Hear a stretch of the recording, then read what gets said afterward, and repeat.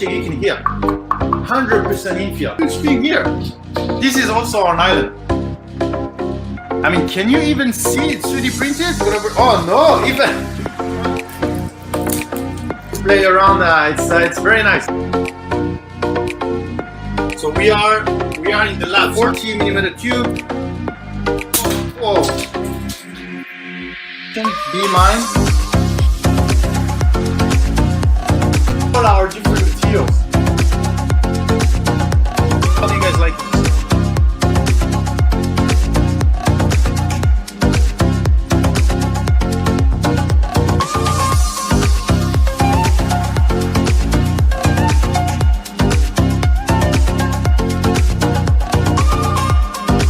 I think we are live.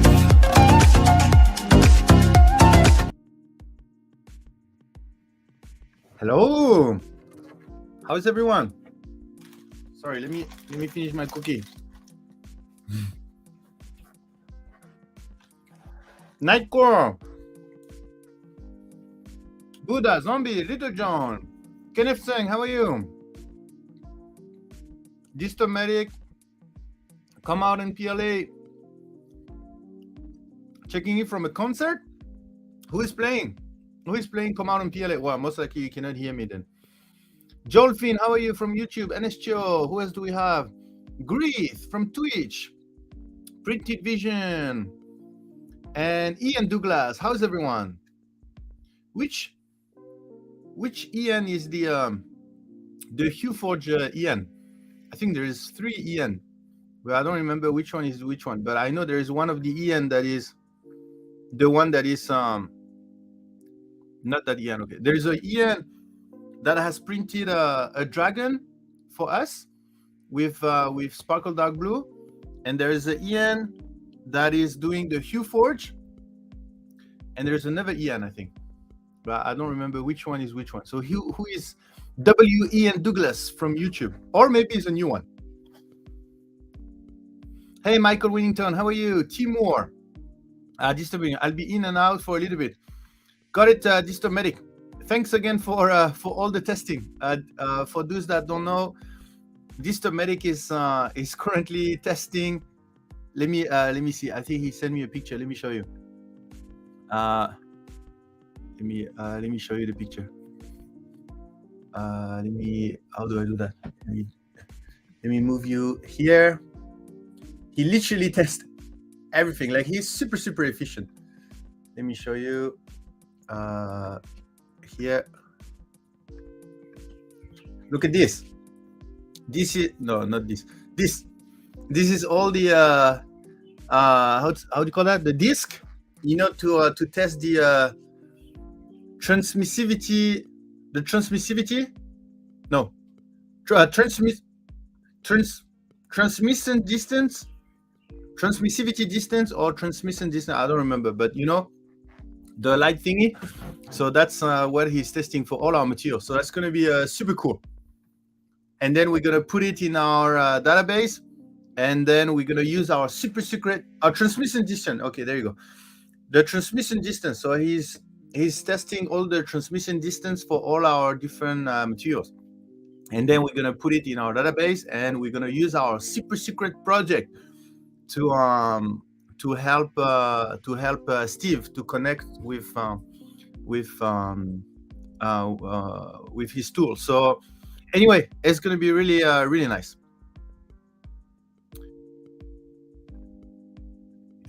Okay, great.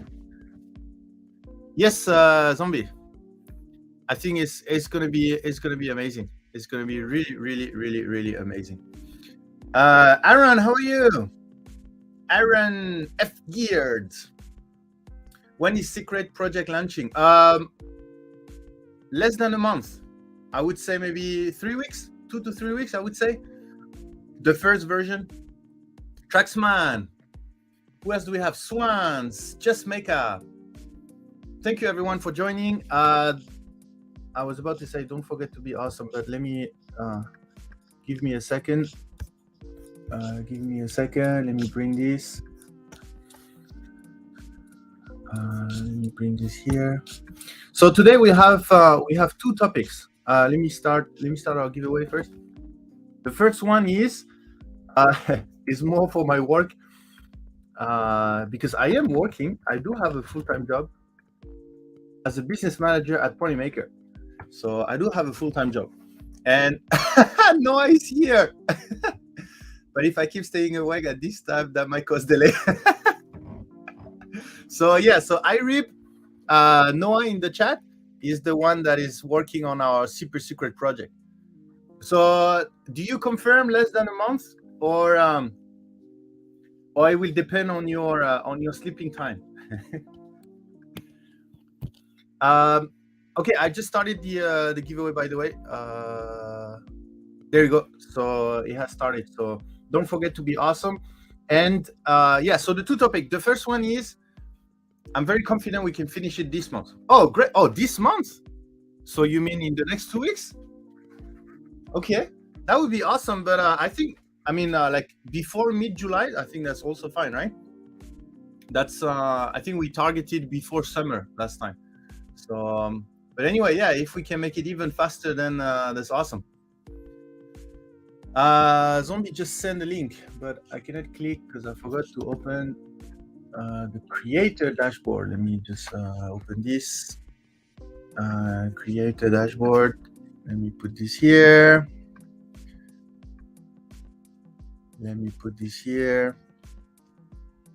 Where's the link? A West 3D link? Well, let me check. Oh!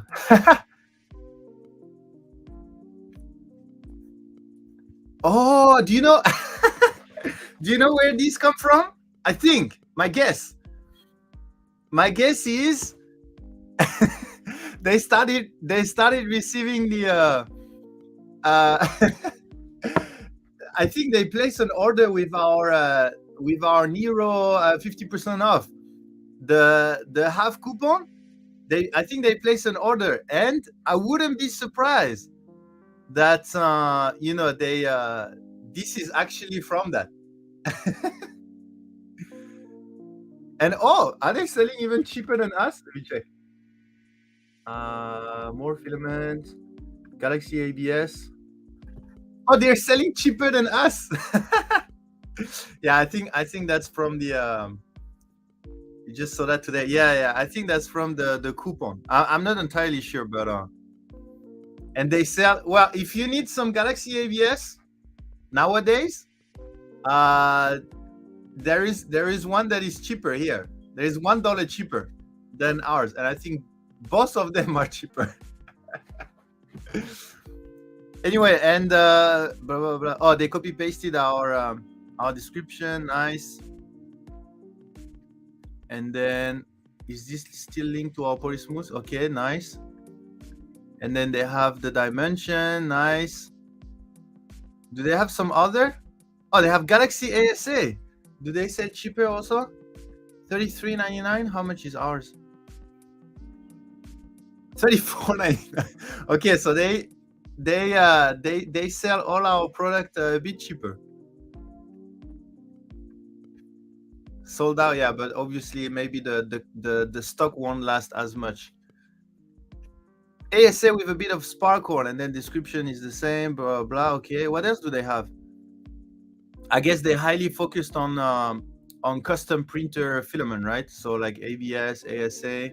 I don't know if they got some PC as well. What else do they have? Do they by brand, Polymaker? Polyterra. So Polyterra is the same price. Polylight PLA is the same price. Galaxy PLA is cheaper. Galaxy PLA, yeah, Galaxy PLA is cheaper.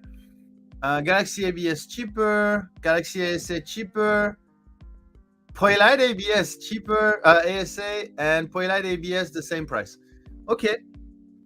So why do they say save $1? I think it's the same price. Oh yeah, because based on the regular price, right? Yeah, we also have the same discount here, but I think some of them, like pink, yeah, pink is $22.99, gold $23.99, $22.99.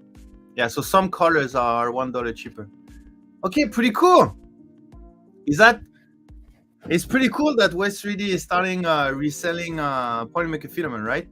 And I think they started with the coupon, and most likely they will continue with the regular thing. So pretty cool. Thank you for sharing, Zombie. 3D HP, how are you? Printing with Polytera right now. Great. Hello, all wonderful people. Make a meal right. How are you? Non-fam is here. Who else do we have? Dmat, I think I saw Dmat. Sebastian, maybe they want it on several Twitch stream.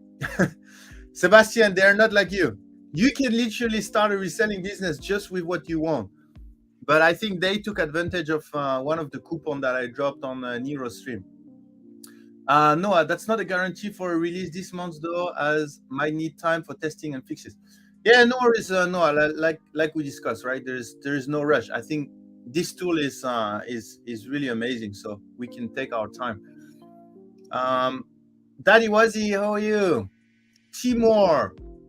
Sorry if I missed anyone. Incendium, everything plus ultra. They may have gotten the coupon to print the parts themselves. Maybe could be also. Okay, great. Yeah, so the first topic, very quick one. Well, I hope it's going to be very quick, but let me open PPT. So the first topic is this afternoon we're going to have a really big discussion about Polymaker strategy, right? The Polymaker strategy. And before that discussion, I wanted to see from your perspective what you think. So in the last 2 to 3 years, let's say 1, 2, 3 years, what do you think? So each business wants to grow their revenue and their profit, etc., right? So what do you think is our strategy to reach this? Like from your user point of view, like consumer point of view, what do you think is the Polymaker strategy to sell more? Like I would be interested in see, because we're gonna talk about what we actually want to do and what we are actually doing, and I want to see what's the difference between what we want to do or what we are trying to do and how people receive that. So anyway, maybe I would like to kickstart that discussion.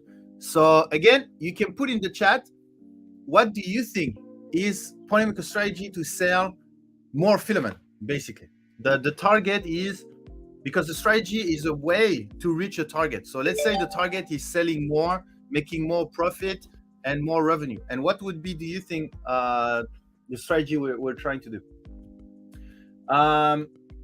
Dad Workbench, hi, how are you? Next week, Warren part in Galaxy ABS. Nice, make a bees. In Galaxy ABS, orange and dark gray. That's a great combination if you use this one. I could use a 50% off coupon. I'm building 4 3D printers. Stay tuned on our partners. In the next month, there will be some more coupons that will be dropped. Okay, Sebastian, strategy. 1, sell filament. 2, we don't know, and 3, profit. Okay, ASN, ABS, glass field, when? I'm not sure. Add different color product line. Okay, building a cult on Discord around the brand. Okay, so that's interesting. For example, one of the strategy could be, building a cult, maybe building a community, let's say. Building a cult on Discord around the brand. But that could be, okay, that could be one part of the strategy, right? One idea is we try to build a community, and we believe that will help reaching our different targets. I was on the Nero stream and I fell asleep. Oh no! And then when you wake up in the morning, then you regret. Blanket the community with great experiences. They are so ready to tell anyone who will listen in their own circle. Okay, so building a community, make a bees in order to so how we should say that? So in order to help promoting Polymaker products. So one idea is to build a community in order to help promoting Polymaker products. So the community, so we spend time building that community, and the community will then promote products to other people. Okay. Name brand recognition over social media.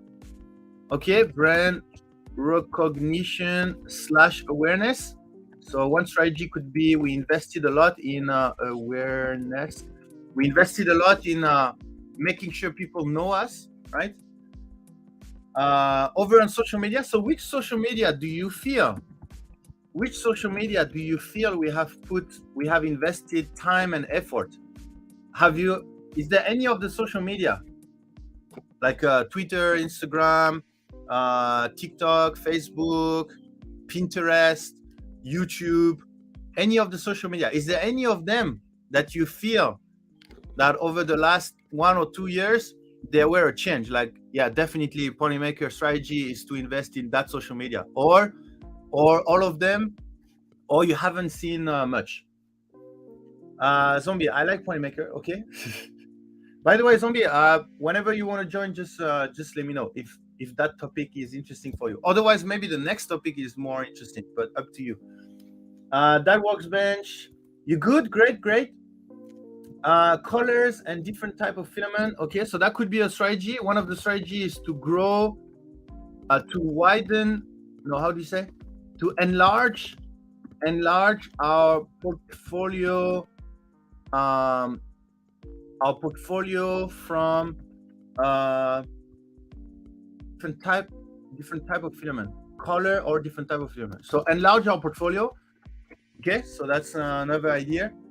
I would guess Polymaker is trying to get filament into new hands for free and hope they get hooked.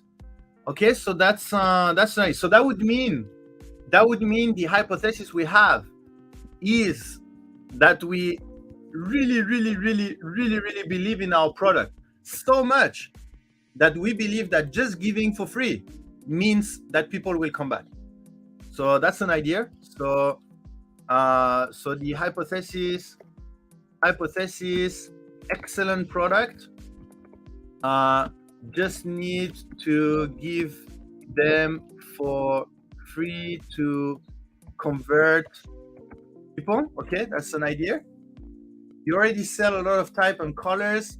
Well, it's true that if you compare to like 2 years ago, then there is a big difference, right? So I can understand why you feel that one of the strategy we had is to enlarge the portfolio, right? Makes sense.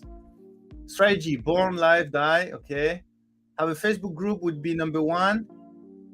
We have a Facebook group actually. It's not, we don't put that much resources into that, but we do have a Facebook group. If you go on Facebook,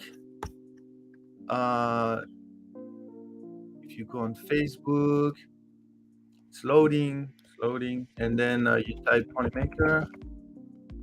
So there is our page and there is the group. You see, this is our Facebook group. So it's not too bad. Last post on June 8th. So 5 days ago. Yeah, maybe, like I said, not very active. But this is pretty cool, actually. I didn't see that. This is amazing. But yeah, we do have a Facebook group. We haven't invested that much in it. Do you think we should? Do you think we should invest more time in our Facebook group, or continue focusing on Discord? But we do have one. Okay, what's next? Independent Gnome are always a great reference. Having a very tall marketing manager who will stand out in a crowd. Having uniquely good product. Okay, so product quality is a strategy. We highly focus on having the best product or the highest quality product. Strategy, promote bad printers that waste filament through failed print. Come on, guys, I'm trying to work. You have to be serious here. Like, this afternoon, I have to present our strategy, right? And then I would like to say this is how people receive or perceive our strategy. And either it's in line, so it means it's pretty successful, or it's not in line, which means something wrong, right? So I really need your help for real. But community sounds boring. I want to gather in a secret basement and wear a teal cloth. And but yes, that was half a joke, half fact. Community building is important for Polymaker. Yeah. So you really wanna build a cult, right? Like with the lab coat, the scientist lab coat with the goggle, and then with the kind of hair helmet, and then we all come with our beaker, and then in order to join the cult, then you have to drink through the beaker, and then good evening, Jedi Spidey, how are you? Yeah, Jerry, on Facebook. We are on Facebook. We're not active, but we are on Facebook. The first rule of the PLA club: we don't talk about the PLA club. Don't talk about the Polymaker cult. Social media investment focus, live streaming. Okay, so live stream is part of the strategy as well. Maybe I guess if that would be part of the strategy, I guess it would be part of the community building. Maybe we think that doing live stream will help us building a community. That's an idea. Offering a wider variety of colors and looks in the PLA category. Okay, so enlarge our portfolio, specifically the PLA. What would be the reason for us to invest so much in PLA? Strategy: buy a social media company and run it to the ground. Oh no, that's Elon strategy. Get Filament into local distribution channels so it's more visible and more widely available. Pete Savas, is that a suggestion for us, or is that you think that's what we are doing, right? Because the question is, what do you think is the current Polymaker strategy?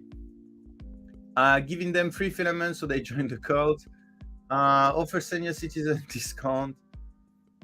Give them. So again, we are not in the suggestion question, right? I want to see how you perceive what Polymaker is doing at the moment. Particularly experiences, they sound more genuine and less like ad.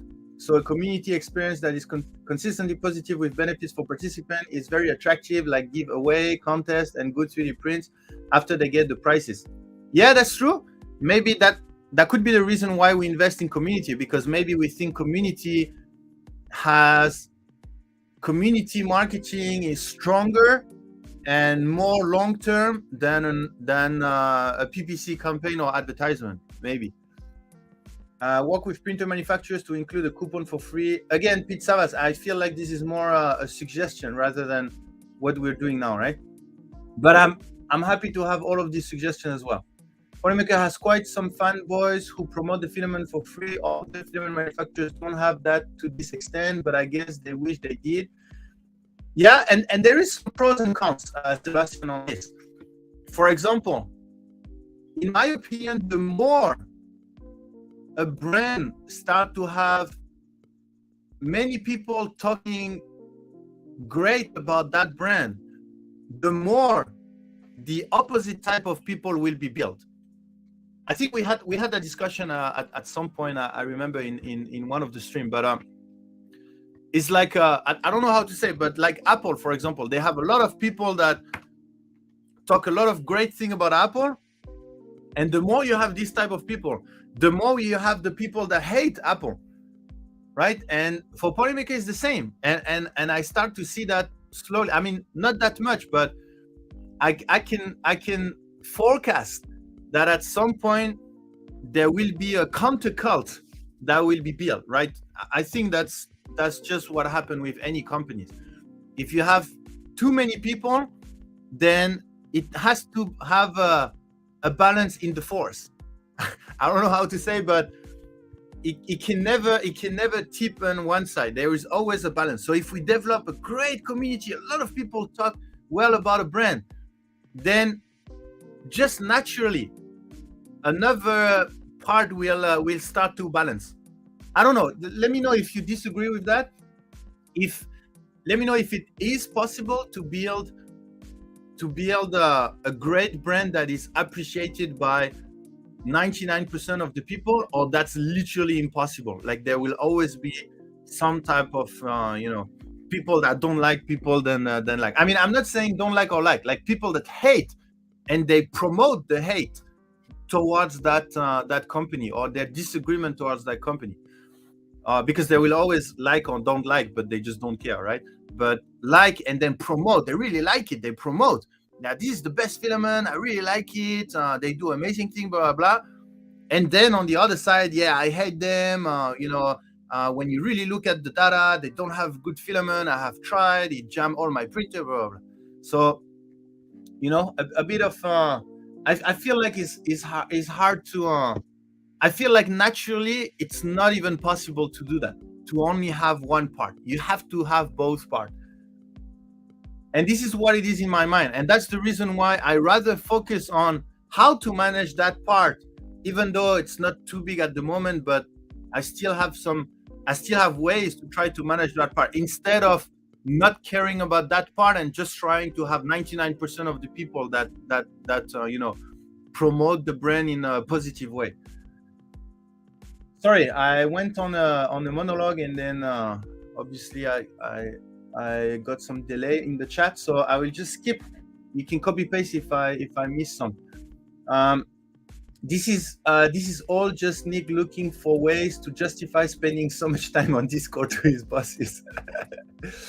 So start a competition brand, Monomaker. It will be same plastic but on plastic spool. Had someone saying Polymaker is bad because the filament from China is bad. Yeah, I've seen that. I've seen that a lot, actually. Actually, I've seen also people saying Polymaker is a great brand because it's not made in China. It's made in Europe. And I was like, okay, interesting. So you like the filament? They say, yeah, I love it. Okay. Did you know it was made in China, right? Oh, really? So yeah, but yeah, I think it depends on the culture of the company and the community. If you send positive energy, you're going to have fewer haters. Okay. So you do believe there is a possibility to have the balance tipping over the people that promote the brand more than, I mean, it's not perfectly balanced, right? But let's say I'm always thinking 80-20. Right? If there is always a percentage. So let's say you have 1,000 people that are promoting the brand, then you'll have obviously around 100 or 200 people that's not gonna like the brand or something like that, and they're gonna promote the hate or something like this. Nice haircut, thank you. Nervous Pajama, if you apply nudge marketing, it can work against you because there is a personality type that will go against what they are being told to do, as well as counter to larger group. It is a way for them to stand out among larger group. Yeah, that's what I'm thinking a little bit. I mean, I don't know what nudge means exactly, but what I'm thinking is some people, if there is a large thing that is happening and everyone agrees, they have to disagree by principle. And I think it's not, there is nothing wrong or right? Because I'm the same. For example, in 3D printing, when everyone is going to agree on something, I will be the one that will try to find, whether this is correct or not. I mean, I literally print busters, right? Print busters, how print buster has been born, right? Print buster was created by taking something that everyone is saying and try to prove that maybe it's not like this, right? So I'm similar, right? Lower cost to sell PLA, so you can use a saturation strategy. The spin is the quality is higher than the other 19 PLA out there. Okay, so that's interesting that you say that. So what you're saying is maybe our strategy at the moment is to release cost-effective products with much higher quality than similar price point product, right? Okay, that could be. I guess some would agree, some would disagree, right? Like our Polytera PLA is a very cost-effective product. Now the question is whether is it much higher quality than other $19 product or not. I guess, and I know already that this, some would agree, some would not agree. I don't really care where my filament is made as long as it's good. Yes, yeah, of course. That's, for me, that's the most logical way to think about it. Kindness always brings in more people. Yes, I highly believe in that as well, Matt. Zombie, I like Zombie is really in zombie mode today. Nudge marketing is subtle but persistent marketing across multiple platforms. Yeah, I think that's more or less. Oh, we have a raid from Rem Thompson. Make a shade. How are you? Sorry, I was not checking the activity, but yeah, thank you for raiding. What were you doing? Were you printing? Were you doing some 3D printing stuff? There is maker in your name, so I would guess you were making some stuff. You know at which price point some other brands sell? We are not talking about $90 product, but $9 per kg. At least if you order 5 to 10 spools, shipping costs matter a lot in these companies. Yeah, that's true. That's true. We are not the most cost effective. Like our most cost effective product for consumers is our draft PLA, right? And it's like it's still like what, $16.99, and you have to buy 10 spools. So yeah, definitely not the most cost effective, right? I was showing off a can koozie and design as a remix and doing some CAD, doing some prints on my bamboo. Oh, okay, nice. It's always great to have to watch people designing stuff on software, because you can learn. Because everyone, like, let's say you need to design a vase. There's so many different ways in CAD softwares now to reach the same result, right? And it's always interesting to watch how people, like, how do they start and how do they obtain the final result? Because there's so many tools that there's many ways to achieve the same result. Do you know when my filament shipment comes? Matt, I think it has already left already. I can check for the tracking, but I think it has already left because I placed the order last week. I find that Polylite ABS is some of the most cost-effective I can buy in Canada. Could be. We can easily check. We just need to go there and then type ABS filament and have a look. So you have Overture ABS that is $31. Piston is at $30. Our 3 kg is at $80. Oh yeah, we are $28.99. Oh no. You see here there is some other. CC3D has $22.99. Out of the big name, let's say, no, not big name, but like more popular name, I think we are the most cost effective. But out of all of them, there is a few of them that are a bit cheaper. And actually, this is our listing. Let me check. Oh, $27.99. Yeah. So it's not too bad. That's true. It's not too bad. And why do we have ABS and ABS? We have two types of ABS, and then we have. Oh, that's strange. I need to change that. I don't know why we have ABS capital letter and ABS lowercase, and that shows different. They should be in the same category. It's yeah. Sometimes I cannot even change that. It's like it's Amazon that chooses, but that's strange.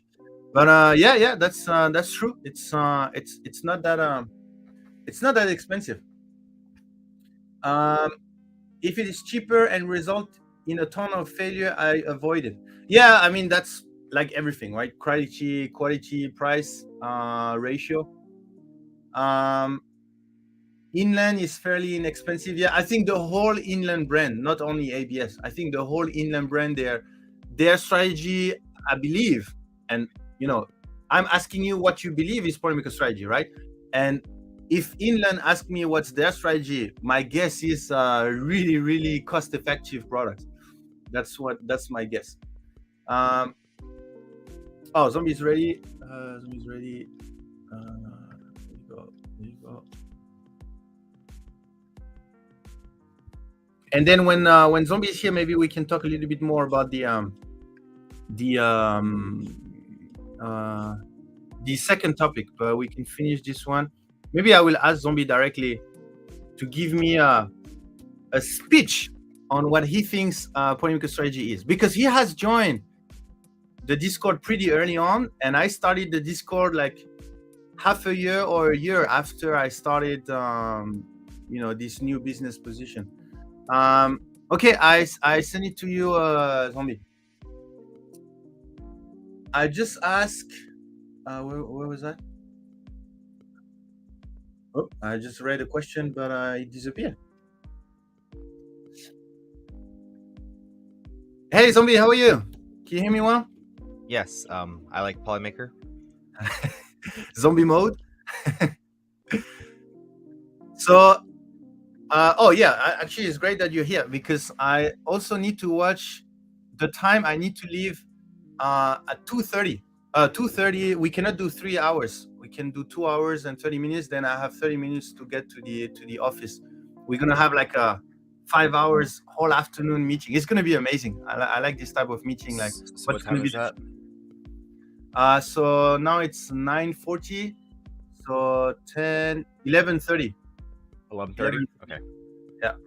All right. Oh, so 11:30 for you as well, I think. PM. Yeah, that's why I asked. It's all the same time. Yeah.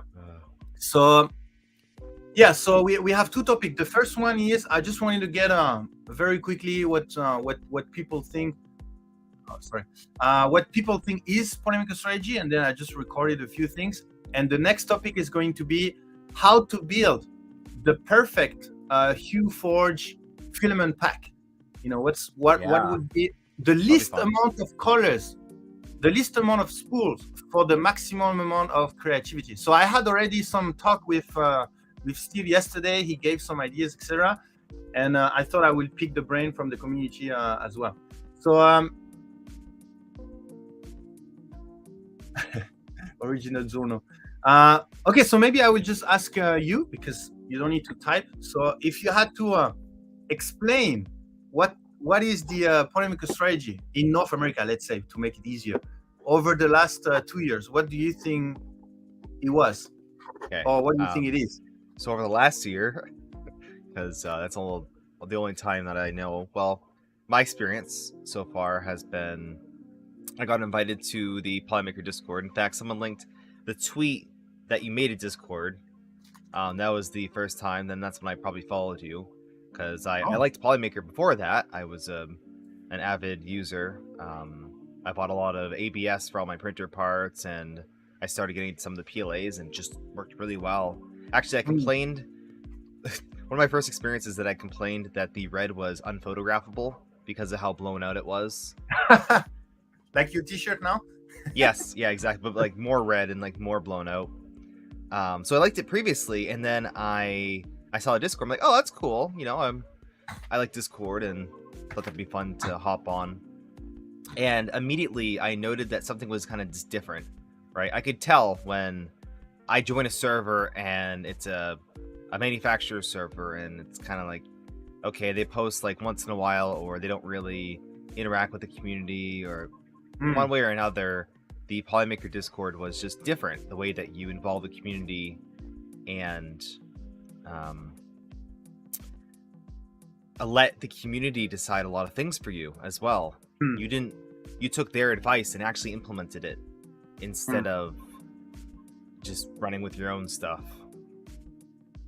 And we did too much, and we had to pull back stuff, and we had to change things. Like, we're continuously evolving. That's the most important thing, I think, is continuously listening to the audience and users and making changes based off of that. Like, people wanted Galaxy ABS for their printer parts, right? And well, now it's a thing. People wanted actual, yellow, so that's a thing. Oh yeah, that's true. Yeah. Most of the new product came from a story that started on Discord, right? Yeah, exactly. One way or another.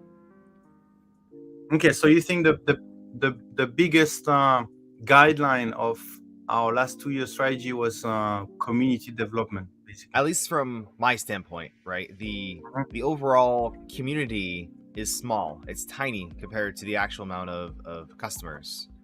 Mm.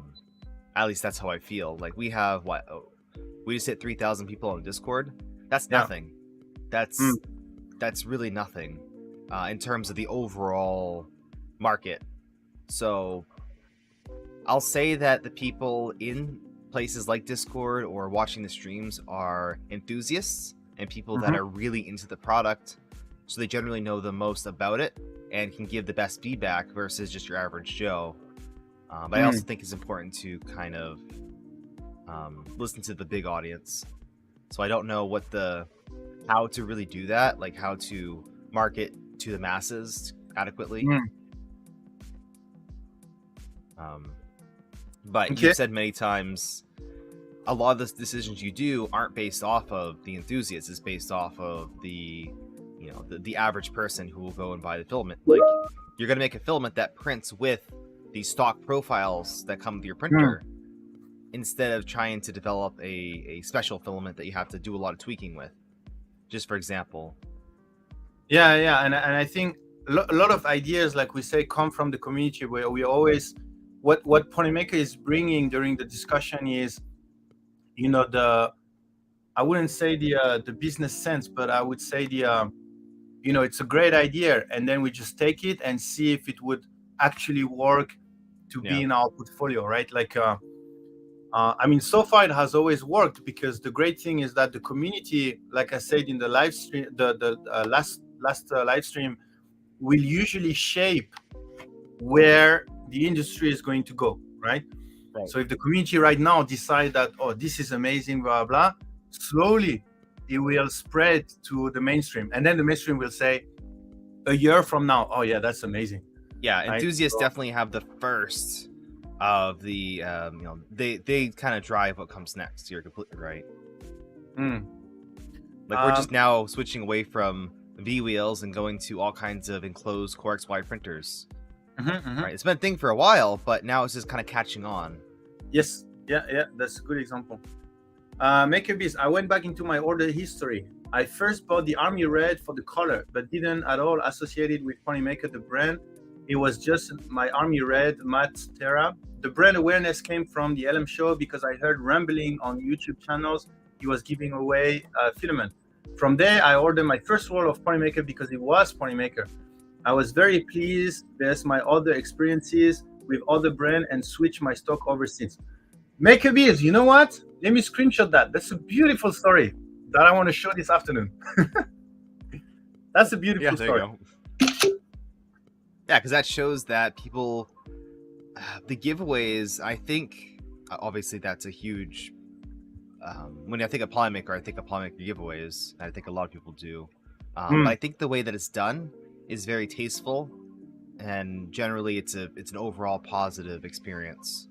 Like there's no one that's sometimes with giveaways where people are mad they didn't win, or they're upset about something or another. But the Polymaker giveaways generally are like, oh, okay, that's awesome that I won, or oh, I'll try again next time. Yeah, and I mean, why I really like this the comment from MakerBee, because it's one part I'm trying to figure out, right? I'm trying to, do people buy filament just to have filaments, or do they buy it because it's a Polymaker filament? I mean, it's not, I didn't put it the right way, but for example, I just bought ink for my 2D printer, right? Like literally yesterday. I have no idea what brand it is. Like I don't even care what brand it is, right?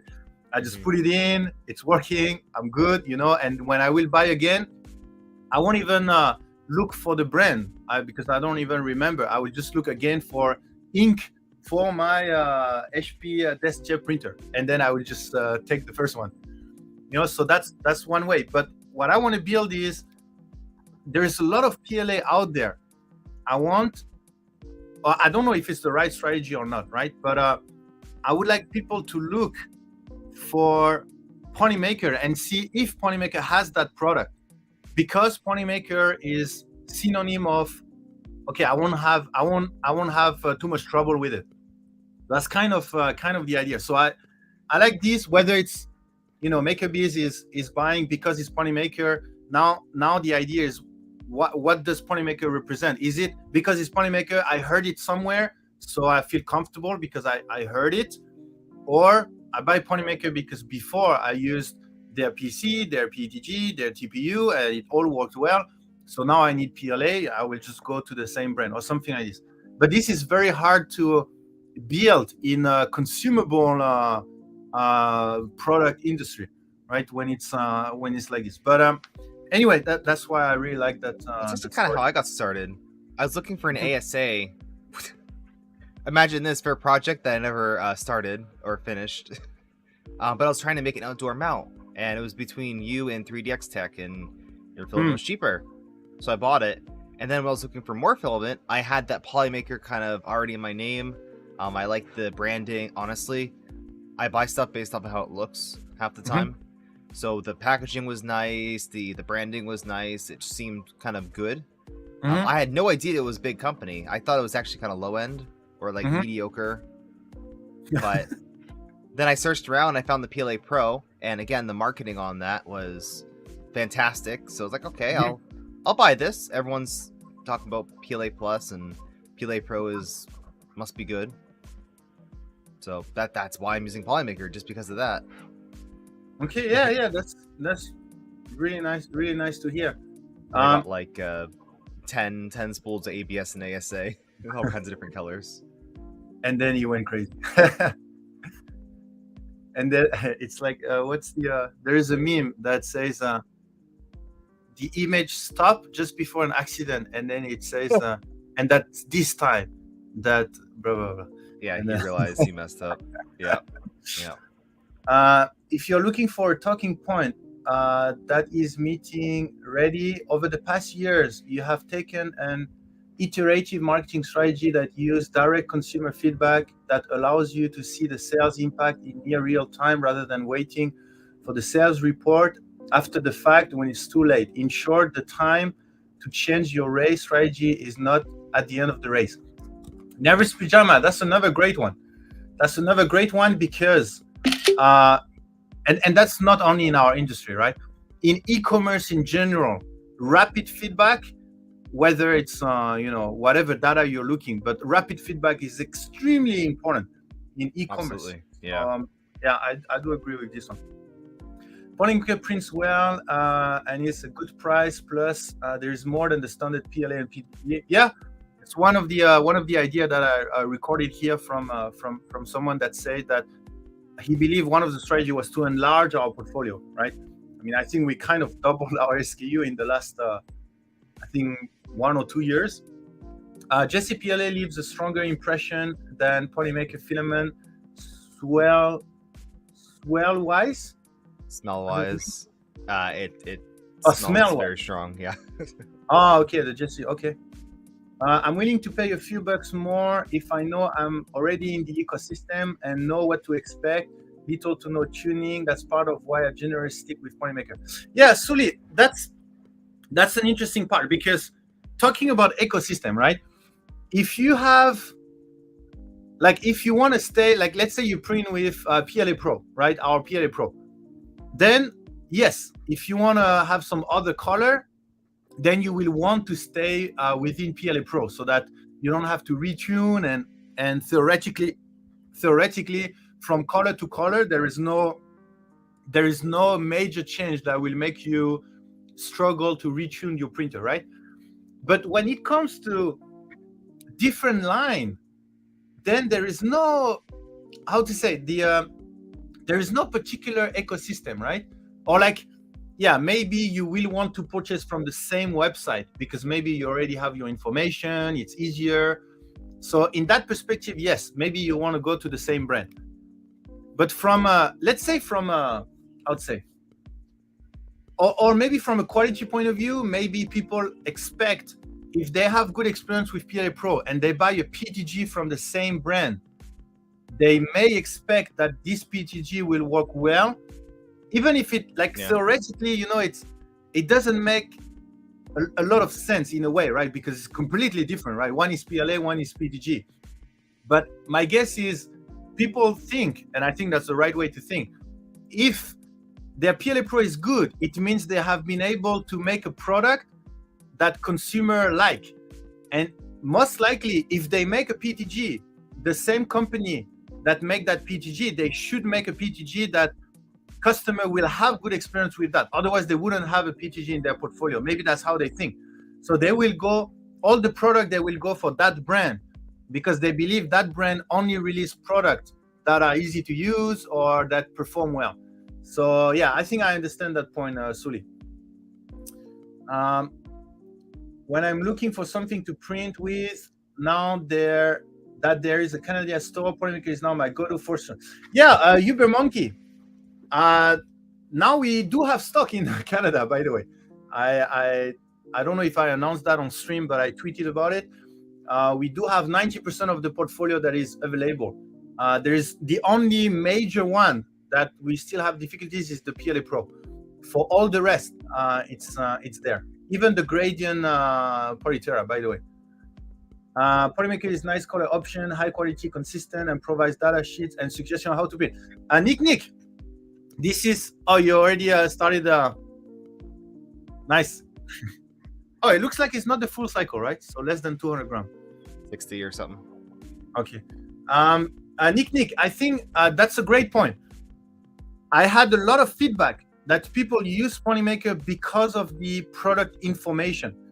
They have a lot of product information out there that they can use, like whether it's the TDS, whether it's our chemical resistance chart, whether it's the HDT curve, whether it's the moisture curve. So all of that, like I said last time, I personally don't understand why people would need that, but it seems that it's a good tool to be credible, right? Like exactly. It makes us appear professional. I mean, we are professional, don't get me wrong, right? But these show you that we are professional. Because in theory, I really don't understand why people would need the tensor strengths of something. Maybe it's kind of representative, but I don't. It might be better. People think they're getting better value because they have all this extra information. Yeah, maybe getting for free. So even if they don't use it, it's there in case they want it. So it's nice. Yeah. Timur, are you familiar with the Costco business model? I don't think so. Is the Costco the one that is selling by volume? Like they sell like huge amount of stuff? Oh yeah, you're gonna have to get a Costco membership. Yeah. Then if that's the bulk thing, right, Timur? But instead of that, no, I'm not too familiar. Paisley, my first experience with Polymaker was a customer service interaction when I had an issue with a spool of filament from a third-party seller. Great service from the source. Polymaker doesn't just give filament away. There's support project people are working on no matter what their audience size. And of course, Polymaker supported the Make a Deck Toys for Tots campaign and many other projects and charity events. Great. Let me record that, Paisley, as well. By the way, I don't know if I say hi, Paisley. Sorry. Hi. Why I screenshot this? Two reasons. First one is customer service. We did put a lot of resources in customer service, right? If you see whether it's on Twitter, whether it's on Facebook, wherever on the internet, someone is complaining about Polymaker spools that is not performing as it should, you should have a Polymaker answer next to it that says something like, we apologize for the inconvenience. Contact our support to exchange the spool, or DM us to exchange the spool, blah, blah, blah. And if I miss one, let me know. And then, but theoretically, I should be all over the place to know, where people are complaining, even on Reddit, wherever we should have this. So, yeah, we do. How to say? We want to stand behind our product. If our product is not performing well, then we will directly, we will look why it doesn't perform well. Is that a production issue? Is that a user issue? Even if it's a user issue, we don't care. If it's a user issue, then we'll just exchange and then we'll just explain, okay, maybe, you can try to always manage the tip of the filament properly so that it doesn't get tangled, blah, blah, blah. But K2 we clip. will, K2 clip, we'll always make sure that that the experience at the end of the day is positive. So, and the second thing you are saying is, which I think is interesting, Peslis, is audience size for sponsoring project. I heard that also from other that people like Polymaker because we sponsor small YouTubers or small streamers, blah, blah. I think the way we see it, and I think I explained that in multiple streams, but we are more interested in the person itself rather than the number. The numbers is not something we don't care, right? We definitely care about the numbers, but we care about how people will influence their audience, right? If you have someone that is super passionate about something, then they will easily influence people around them. It's like a vibe, right? It's like an aura. If you have that excitement, people will will be excited with you, etc., etc. So anyway, this part is a very long topic, but it's also part of active part of our strategy. I've gotten in trouble for being a little too positive sometimes about some things because I like it. I like it a lot. Like I'm going to be positive. But someone always, with today's market, people just get all kinds of free stuff, and apparently, their mind is swayed because of that. But no, that's very true. Yeah. I think, I don't know if you heard, but we talked a little bit about that at the beginning of the stream about when you build one side of the force, and then you have the other side of the force that will start to be developed, like critical thinkers, etc. And that's why I rather spend time giving more information and for the critical thinkers so that they can criticize with more information and etc. And usually that has worked well so far. I mean, if they are really close-minded and then they just have an idea, then and I like how I can go to the website or I can print something and say, hey, look, I like this because I can just print something like this, right? Like oh, nice. Multicolor, or no, that was in parts, right? Yeah, in parts.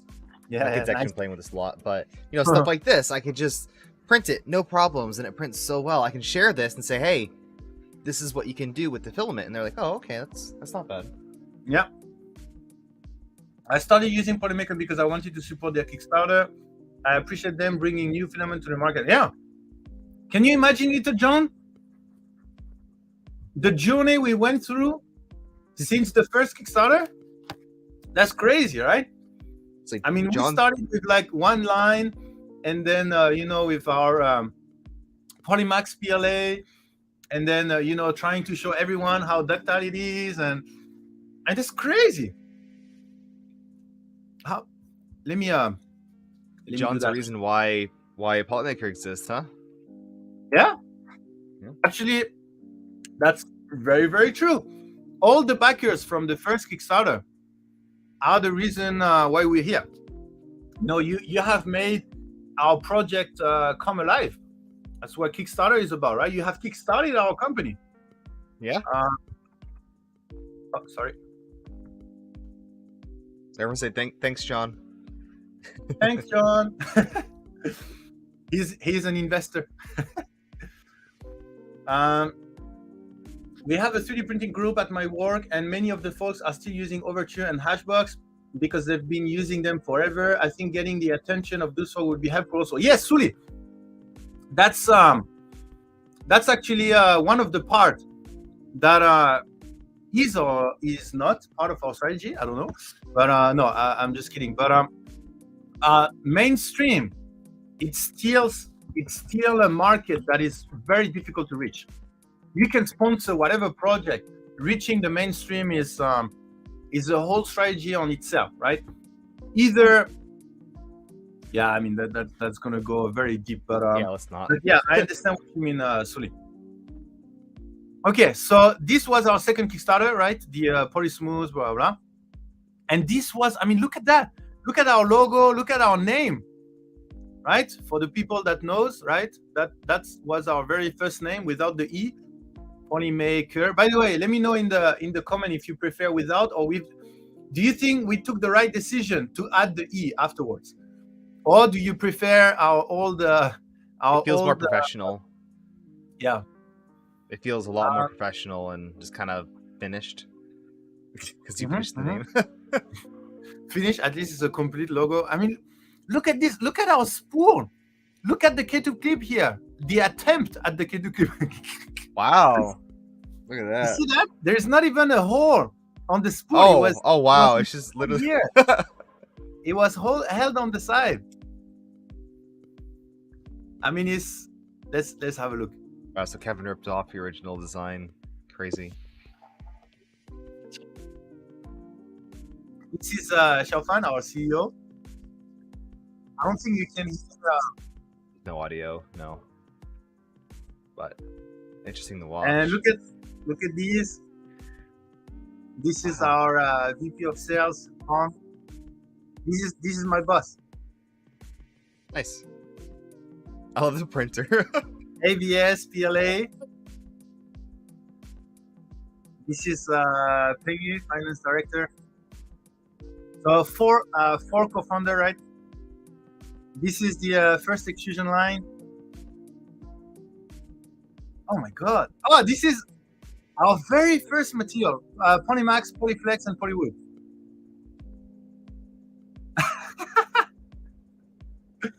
Oh my god! And it was after. So Polymax was the name of the product, but after it's now the name of the family, and then we have Polymax PLA, PETG, PC inside. So because the idea was Polymax is nano reinforced, right? And then we were able to nano reinforce the other. Okay, so this is PLA brittle, and then I don't know if we show the. And this is PLA not brittle, regular PLA, Polymax PLA, impact strength. And it's amazing. I mean, Polymax PLA is still there. Still one of the best seller, right? It's kind of what kickstarted our. Well, I don't know if there's anyone that would use that kind of tool to take. I used a PLA Pro 10mm socket on my wrench, and I liked it better than like the metal one. Yeah. And also, thank you, Ugly Moo, for the raid. How was your stream today? Hey, Ugly Moo, your views over here. How are you? How was the stream? I think I talked with your mod yesterday. I think, right? Did you do? Was it today your first Polymaker giveaway, or? I remember. Who was the name of? I don't remember. One of your moderator, or maybe it was you. No, I think it was one of your moderator. Oh, your girlfriend. Okay. So did you start it today? Did you do a giveaway today?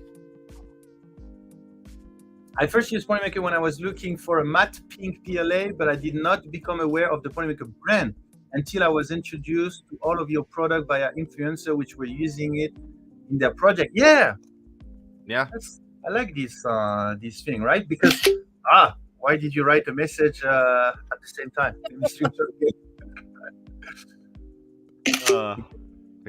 Thing going. All right. Yeah. Let me know when you do it. I want to be there. I couldn't get the giveaway thing working, so tomorrow for sure. Okay, great. And by the way, there is if you need help for, I'm using StreamYard. If you're using StreamYard, you just do StreamYard/giveaway, and that's the easiest tool out there. If you want to use. But Major Gamer Gear, I like it because it's the same at MakerBiz. We went from a product to a brand. Right, and that's the path that it's not always easy to do. The first time I noticed Polymaker a few years ago was when 3D Jack and 3D Prima, I don't remember who, started to heavily promote Polyterra. To be honest, I didn't really consider it. Looked a bit greenwashed how they presented it.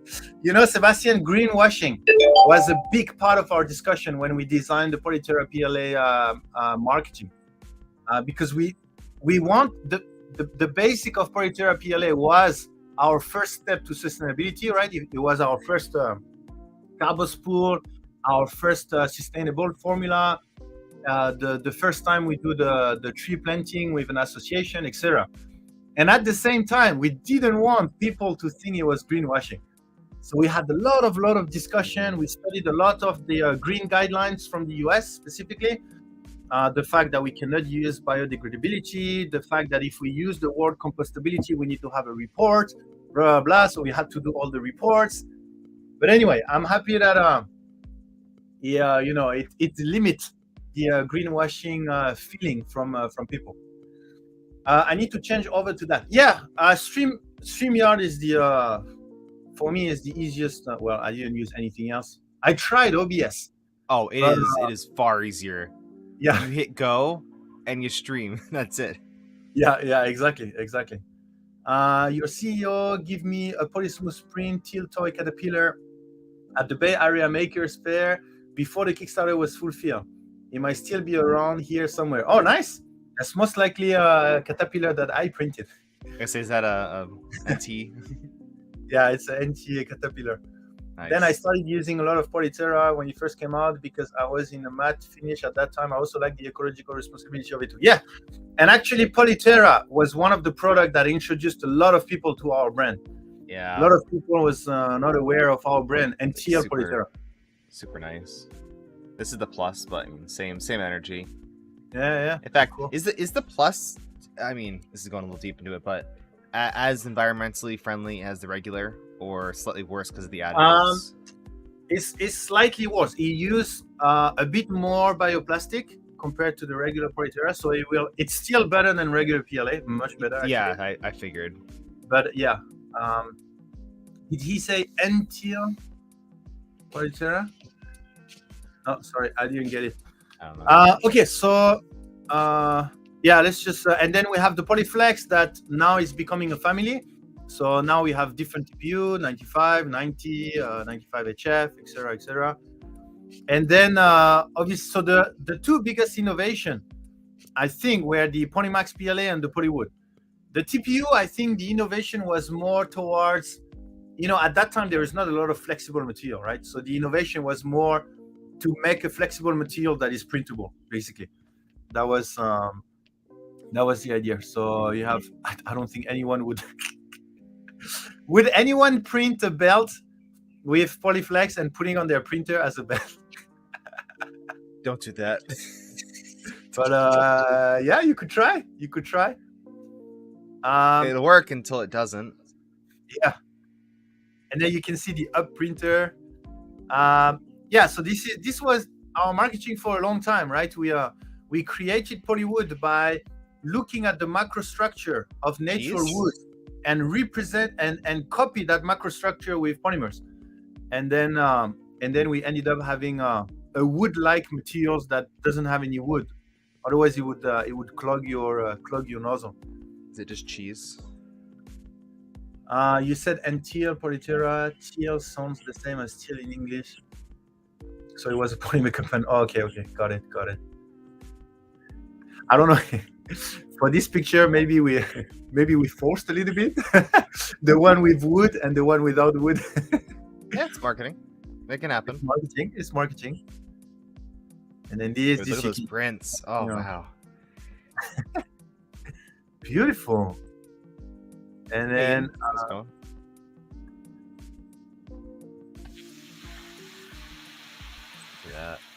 oh yeah, the manufacturing process. We for a long time, our marketing was, you see that one line? For a long time, it was 8 quality step. And then we had 8 quality step. And then, the marketing was all our filament go through these 8 step. We even had, let me see if, yeah, it's not there, but we even had a graph that shows all the steps. But now it's extremely complicated because depending on the filament there's different steps.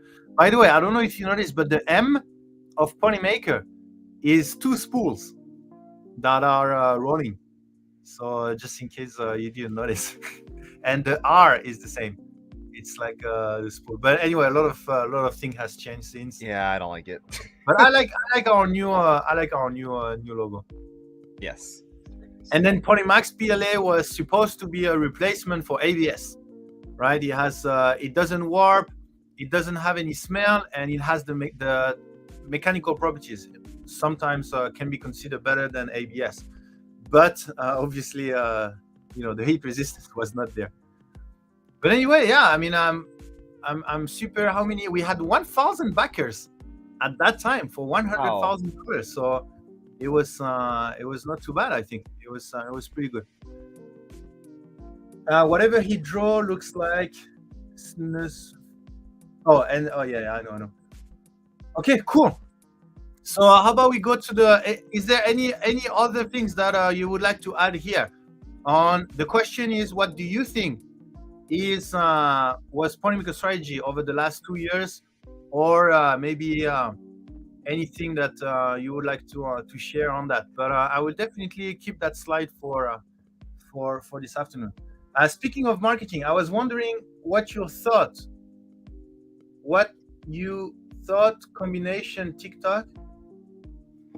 Wait, what? With say a print model brand, or because it is another company, it doesn't count and should be avoided. Speaking of marketing, I was wondering what you thought combination TikTok with say a print model brand, or because it is another company, it doesn't count. Well, sorry, I don't get it either. Yeah, go to the TikTok game. Okay, check. Go to the TikTok game. Okay, and then make a bees. Make a bees. There's no make a bees. Make a bees. Oh, here. Okay. By the way, there's no description. There is no yeah. You need a small description. Okay, Starlight Colors by Polymaker, models by Toons Factory. Oh, like promoting another person's model? Is that what you're talking about? Oh, you have the 3 Starlight, nice.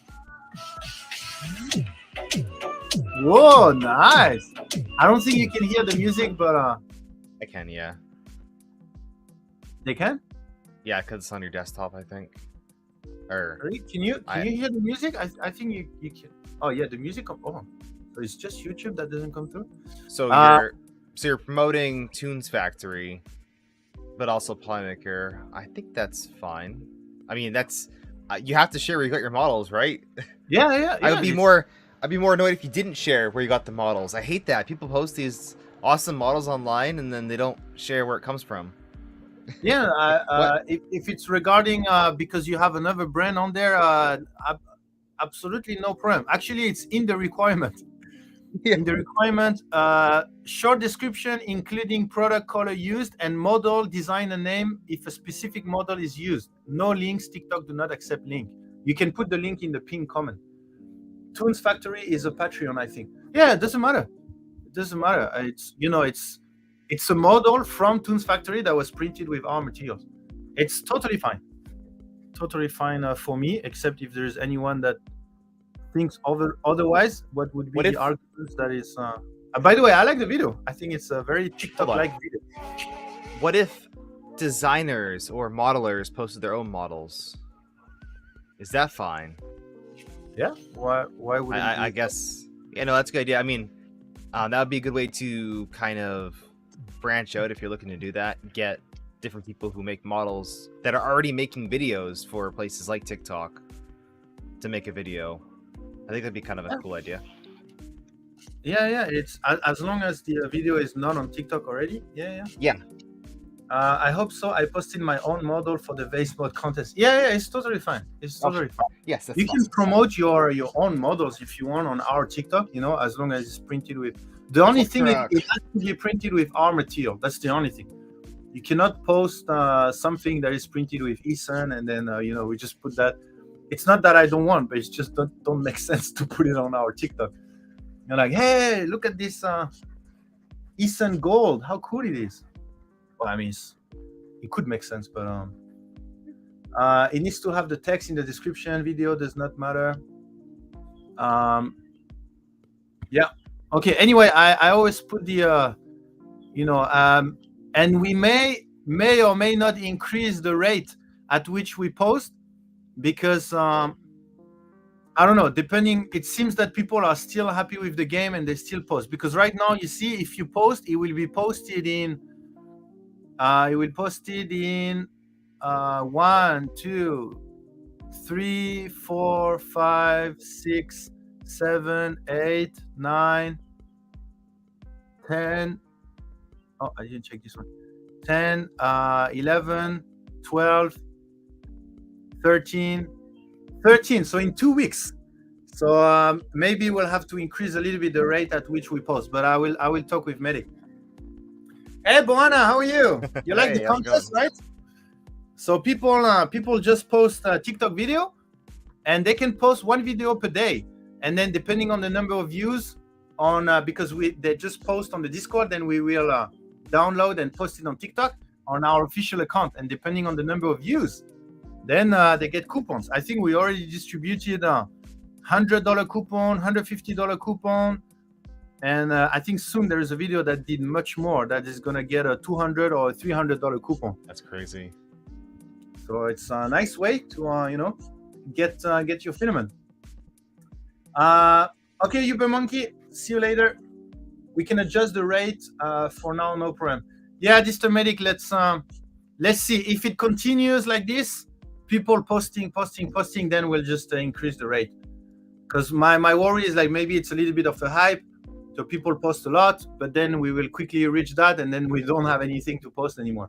I think it's pretty fun, and I mean, it does take a bit of effort to do, but it's not too bad to make one of these videos. You really have to have the content done correctly.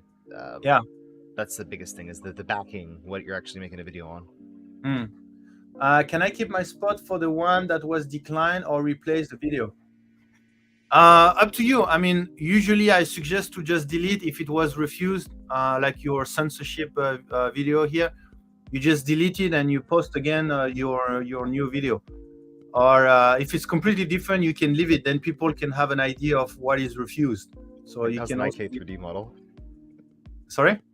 Oh, I'm on that designer's Patreon, IK3D. Oh, okay. I was like, I remember that from somewhere. It's not for Polymaker use, I guess. My video just got posted today, and it's already almost 250 views. Yeah, it's very easy to have a coupon, to be honest, a $25 coupon. But to have more, then you have to put a bit more resources on the video making. Okay, great. So if there is nothing else to share here, let's go to topic number 2, because I only have 1 hour left. So let's go to topic number 2. So topic number 2 is, what would be the best HueForge Kickstarter pack or filament pack? And by best, I mean the least amount of colors for the least amount of filament for the maximum amount of creativity. But not creativity, but the maximum amount of things you can do with it, right? But I just don't know how to formulate that. Okay. So, yeah, that video took forever to set up and make it. It won't take a long next time though. Yeah, I mean, once you do a couple of TikTok video, then you get the hands of it. You have the software, you have the app on your phone, you have a small setup in your home, and then just every day is going to be more and more optimized. So it's just getting to start, right? Okay, so let's not talk about the amount of filament yet. Like when I say amount, like whether it's a 1 kg spool or 500 grams spool. Yeah. But just the color and the transmission distance, etc. So maybe I can kickstart with what I know, and then we can start the brainstorm. So what I know is we need black. Anyway, with let's say a high TD. So TD transmission distance. High TD. Yeah, high TD in a way that the black for me will always be at the back. Most of the time will be at the back. And so what we want is the back to not be transparent, right? We don't want low TD then. low transition distance. Oh, Yeah, sorry, yeah. sorry, sorry. You're right, That's you're what I right, was you're right. wondering. Like, you can. That'd be kind of cool, like a transparent black. Wow. Oh, sorry. I made something fall down in my storage room. I don't know what. That happens to me all the time. I just ignore it. It's like, oh, half my studio's falling apart. Eh. Okay, so black low TD, black at the back, and low TD. It's not compulsory, but the idea is that you don't have to print a lot of different layers, and then it will just look black. And then I was thinking to have a white and high TD. The reason why I think a high TD white is because only with these two, you can have the complete grayscale, right? You can have any picture made super well with high definition because you can print at a low layer height, and it's a high TD. It's a high TD white, so it means you can have a lot of different shade of gray, right? You print one layer, you have a certain shade of black or gray, and then so it's the granularity of your gray scale will be much finer if you have a high TD white. So my idea is these two at least. Okay. Now, what else? Do you want to share this screen, or do you want to? Well, actually, yeah, maybe Zombie, you can show off what's the difference between having a high TD white compared to a low TD white, maybe. Yeah. So let's you can understand. Yeah. What's the advantage to have a low high TD white? Let's take this for example. This is a very low TD, meaning it does not let any light through, so it's kind of just white. It's not going to really blend anything in this case. A little bit, but then after so many layers, it just kind of stacks on. And I think the current whites are not very high transmission distance, so I've noticed that. But let's take this and let's bump it up to, like, I don't know, let's say 9. So now you can get, it's hard to see, but I can adjust it. Let's make it a little bit taller. You actually have to add a lot more layers now because you have to stack color and color and color. Yeah. So the more transmissive it is. See, now look at this. Much more. You get access to much more. The grayscale, basically. The grayscale is much finer. So this is without, kind of like this, and then with really high, it looks a lot more realistic. Yes. So what would be high? Like, what would be an idea of transmissivity? Oh, by the way, maybe I will put that on the PPT, but transmissivity is.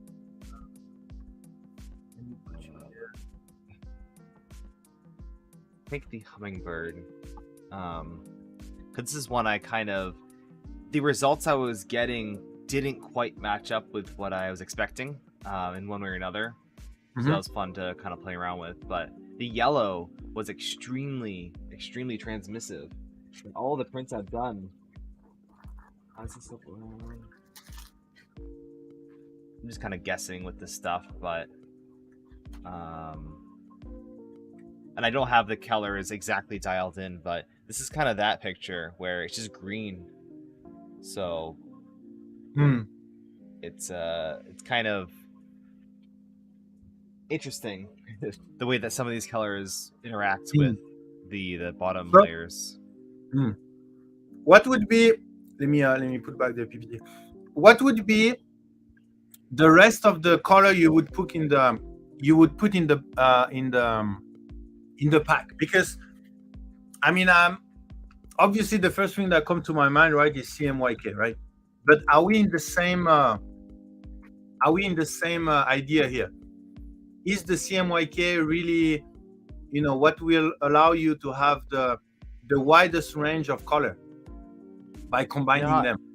No, not at all. Because let's take this model for example. Is this low poly? Oh, it's really small.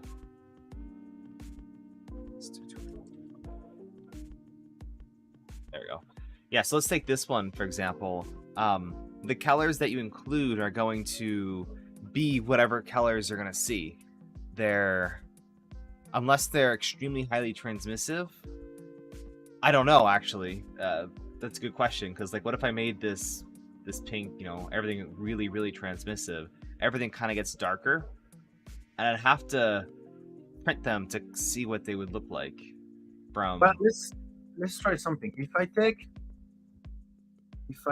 so this is RGB, so this is CMYK, and it's only gonna blend 2 colors at once. It can't blend 3 colors, so you're never gonna be able to get the colors you want. That's another very important thing. Can you try? So this is CMYK, right? Can you try to have a magenta and a yellow with relatively high no. Let's do a teal and a yellow. Sorry, with relatively high transmissivity, and then you print yellow first, and then one layer of teal. Are you going to get green? Let's add a Polymaker teal. Let's say 9. Well, it's more a cyan, right? It's more a cyan, like it's a light teal, and then a yellow, and then if you put them on top of each other, what should be the transmissivity that you can get? Because are you going to get a green or are you going to get a dark green? Cyan and yellow. And then yellow. Let's pick like a regular yellow. Make that also a 9. Because I don't know if we are in the RGB idea or in the CMYK idea. Let's take 2. Kind of playing around with that. Okay, so trippy. So yellow on the bottom and then blue on top. And it depends on how many layers there are, of course. They'll have different. Well, I think the yellow. Let's we don't really care, right? So yellow is at the back. Yeah. And then, so how many layer of teal do you need with a regular transmissivity to have green? Okay, so a very few layer, right? Yeah, not that many, because it gets overwhelmingly. I feel like for the dark, we haven't really tested out these colors with the high transmissive values. The black. Do you have black here or? Oh, do I? I do. Sorry. Yeah, and then. So it's just yellow and blue now. Usually CMYK is printed with a screen where there's a distinct dot that allows other color to show through the gap. Yeah, here it's kind of the same idea, but it's through the actual color. So I'm wondering if we can actually do the CMYK trick where you just print a yellow and a layer of teal, and now you get green. I feel like this software, it doesn't show a completely accurate representation of what color it's going to be. To some degree, it looks a little different in person when it's actually printed. So I don't know if that's due to the like the colors you have as an input or whatever it is, but it's always going to vary a little bit. So it's kind of hard. I don't know. It's hard to see what you're trying to show using this. Okay. So, but in theory, if we have yellow and cyan, then we also have green, right? Theoretically. We just print on top of each other. Yeah, actually, I have. This is yellow and blue. Yellow and blue. Okay, yeah. So it is. I couldn't get it to show up like this in the slicer, but yeah. So it's like a dark green, right? Yeah, it's. So we would need a very bright yellow and a very bright cyan so that you can get a bright green, basically, or like light blue. So light blue and dark blue. Oh, okay, yeah, it's okay. So depending on okay, got it. Yeah. But what if you put? Oh yeah, you won't be. What if you put more light blue layers? Would that become a dark green? Yeah, I mean, well, maybe. I don't think it'll ever be dark green because you can see it like on the. Buana, in 2 days. Yeah, 2 days.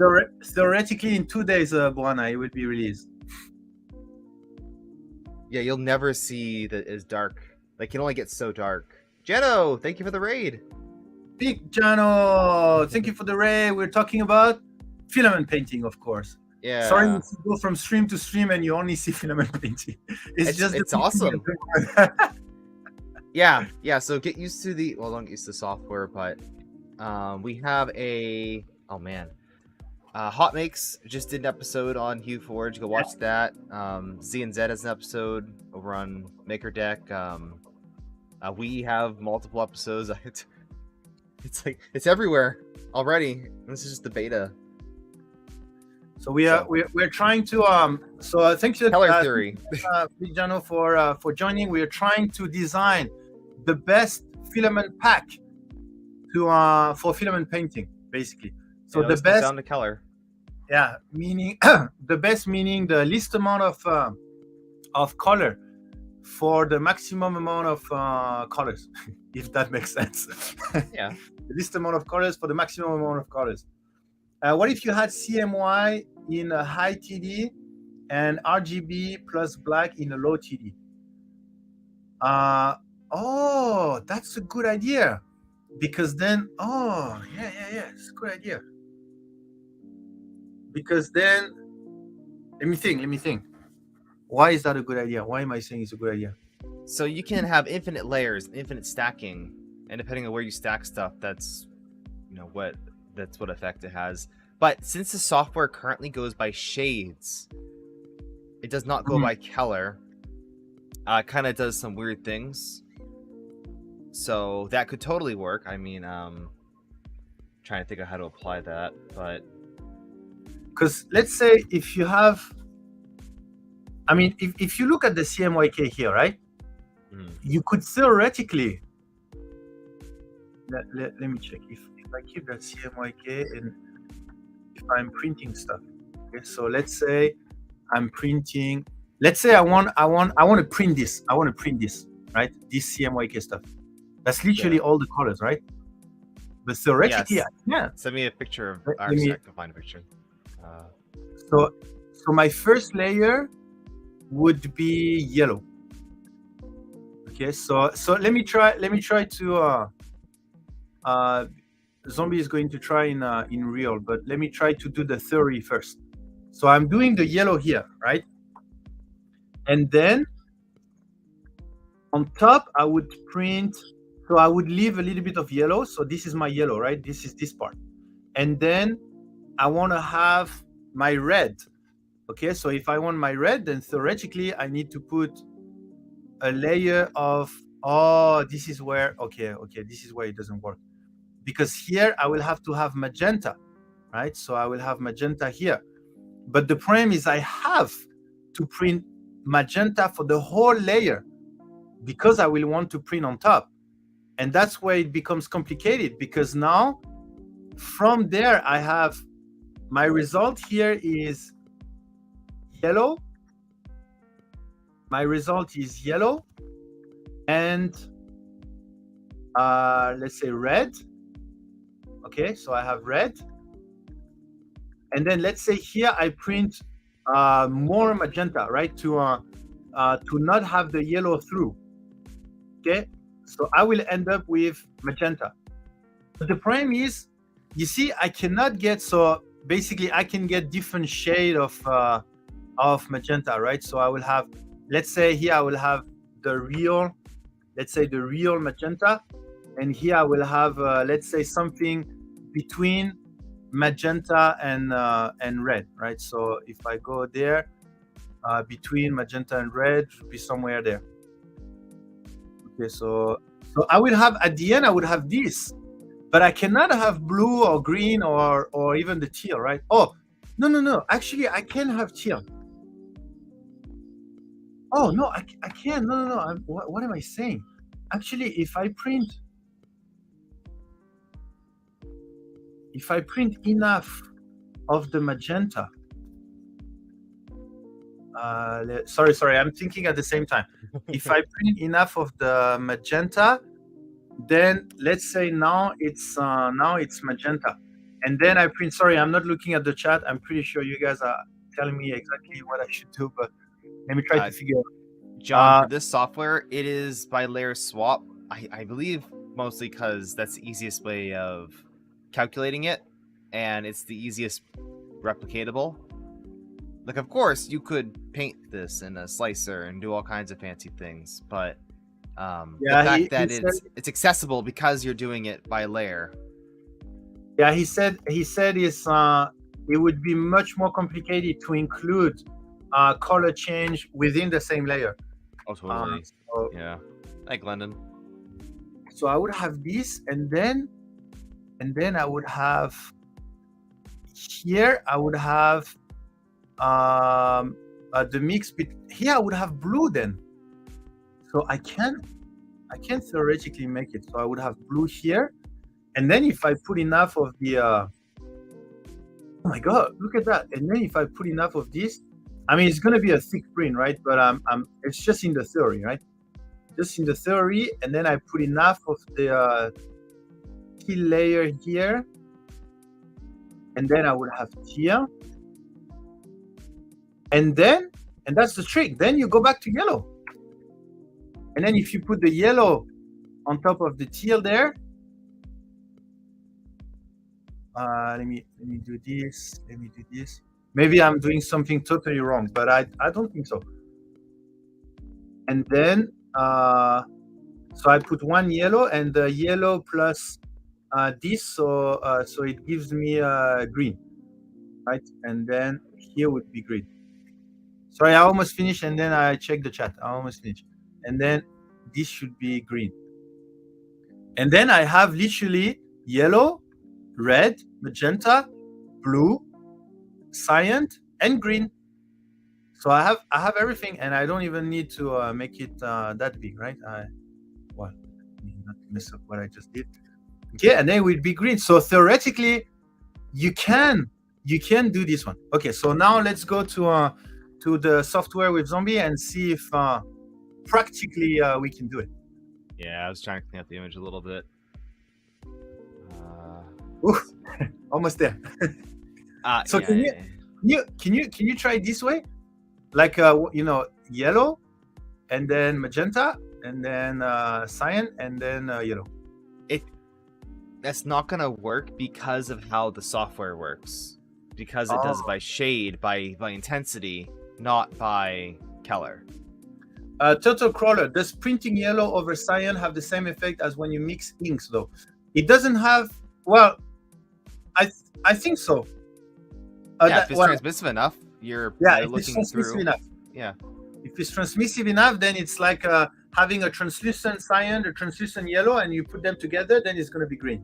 So yeah, I think so. Turtle Crawler, I think so.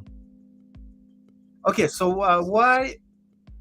So can you repeat why you don't think it's going to work because of how the software works?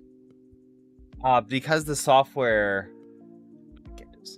Because the software does it by here. I'll show you luminance. So this is what it's trying to replicate. I guess it sort of could work, but maybe. Let's see. So you're trying to have. So you want this color is the darkest. So this should be your first color, or your first color. So that'll be magenta in this case. Then this one up here, which is teal. So teal should come second. I'm looking at this swing right here. Well, theoretically, in that case, there is no darker color or no darker color, right? CMYK. No. We're talking about this specifically, like the shades of the source image. And yellow. This, so we have. Yeah, that's interesting actually. Why the magenta? Yeah, I don't. That should be yellow, so that's backward. Wait. The darker shade should be the one in the middle, right? It's black. It's literally black in the middle. That's true. So you need black. Yes, that's also something you're never gonna get black because there's no. Oh, but then black. You can't mix three colors. Oh, but that's the thing. Then all what we are saying doesn't work, right? Because Otherwise, if it would work, then you would print a yellow of yellow, a yellow of magenta, a layer of cyan, and it should Yeah. literally be black. But it's not going to be black, right? Yeah, and Is I that- can add a black. I mean, But I mean, that- in reality, can it be black if you print a translucent yellow? It'll never be translucent black. magenta? it'll never Yeah. be black because it'll take the color of the top one because it's additive. It's not. It's additive. It's subtractive, not additive. Yeah, right. You're. Oh, so that's why there's the K. Oh, so you do need okay. So typically, you would use black to darken each color. Otherwise, there's no way to do it. Run the negative. Run the negative. What do you looking at that? I don't know. We're just playing around with color theories because not 1,000% sure, but negative this. CMYK. Yeah, we're trying to do the, because if we can do this CMYK, it means whatever picture you will take, you theoretically would be able to almost color match the color, any color. So what are you trying to, or sorry, how would you try to approach this? I would do, well, first, I would see what the software does. If I just print a layer of yellow and a layer of cyan, one layer, and I would see if my whole picture is green or not. I would go to the the extreme to see how the software performs. What if you put a layer of yellow or multiple yellow of yellow, doesn't matter, but one layer of cyan on top of that? Does that make the whole image green?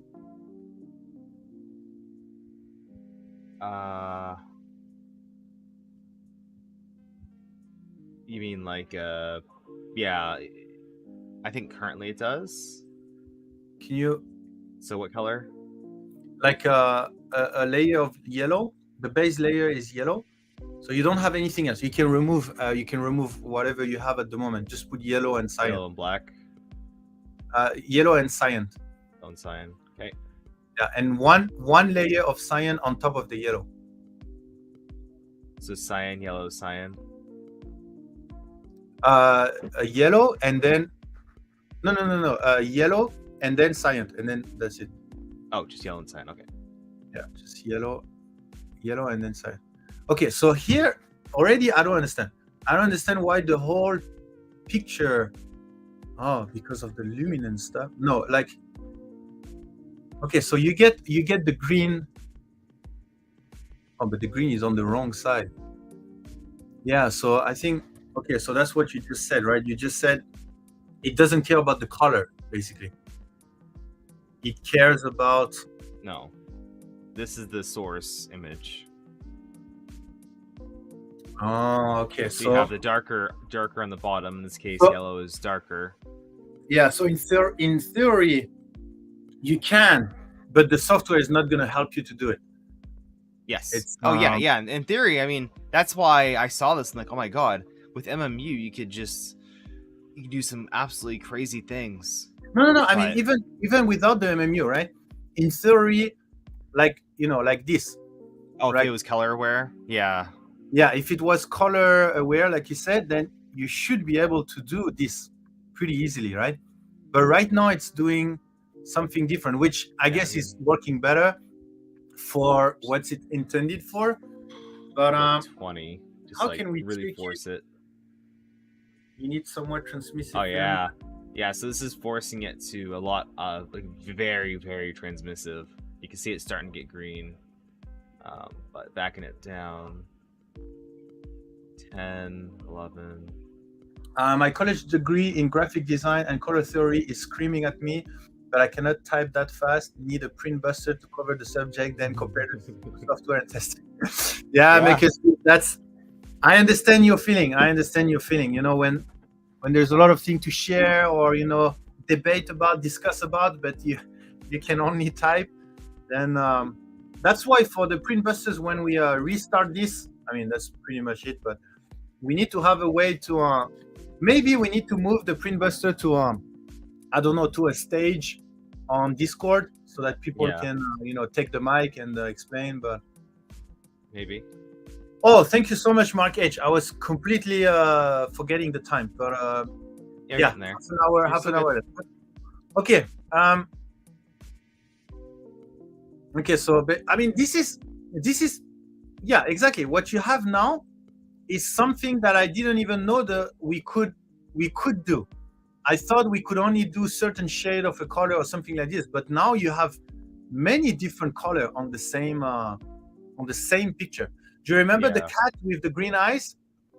We basically said it was impossible, but what if it is? What if it's just that the software is not designed to help you to find how to do? You just have to really tinker until you find a way to have the green eyes cat with the natural fur, right? This is why I wanted to play a little more with Photoshop and take an existing, or take a hue. For example, I was trying to make the Great Wave painting one way or another, and I just wanted the boats to be a certain color, but because a lot of other features were the same shade, like the same shade of color, it made the whole thing different colors, and there's no really good way of getting around it except for going into Photoshop and adjusting the luminance values of each one of these, darkening one, making them lighter. It's just a guess too. I'm not an expert at this, I don't think. Hopefully no one is, because this thing just came out, or this concept really is, no one's thought about it like this. Otherwise I think it would have been done a little more. There are some artworks online right now that do involve this, but I'm sure it was all trial and error. Yeah. I mean, like you said, I think because the idea of stacking up to have new colors, is I think it works in theory. It's just that the software is designed in a way that it can output something nice. And I think either we can ask Steve, but either going through the color was a nightmare to design. It was pretty much impossible, and anyway we couldn't get even close to what the printer would be able to do. So he decided to go to the luminance stuff. So that could be a reason, right? Yeah, maybe the grayscale picture as a source was much better to work with, and something like this. Maybe that's the reason. I don't know. And he is in chat if you didn't know. Oh, really? Yeah. Yeah, there you go. Because I have Steve in my mind, or HueForge, but I forgot his Discord. His Discord name. It's not. I thought I'd let you know. You need high TD filament. Yeah, backlit works because the light coming through basically drive the mixing. Okay. Yeah. Yeah. Okay. Sorry, Steve. I didn't know you were in the chat. But yeah. So what's yeah? Maybe it's too hard to write it down. But I know. If you want to join the stream, you're welcome. But I remember yesterday you told me that you're doing something at the same time. But let me know if you want to come and. Yeah, releasing a software. Oh my god. Yeah. Apparently, you are working on some type of software that you're gonna release in the next few days. The filament won't mix enough with front lit. I'm cleaning the dishes actually. Oh. That's important. Got to keep the wife happy. Okay. So basically, what he's saying is, with backlit, then you are forcing the different layers to blend together.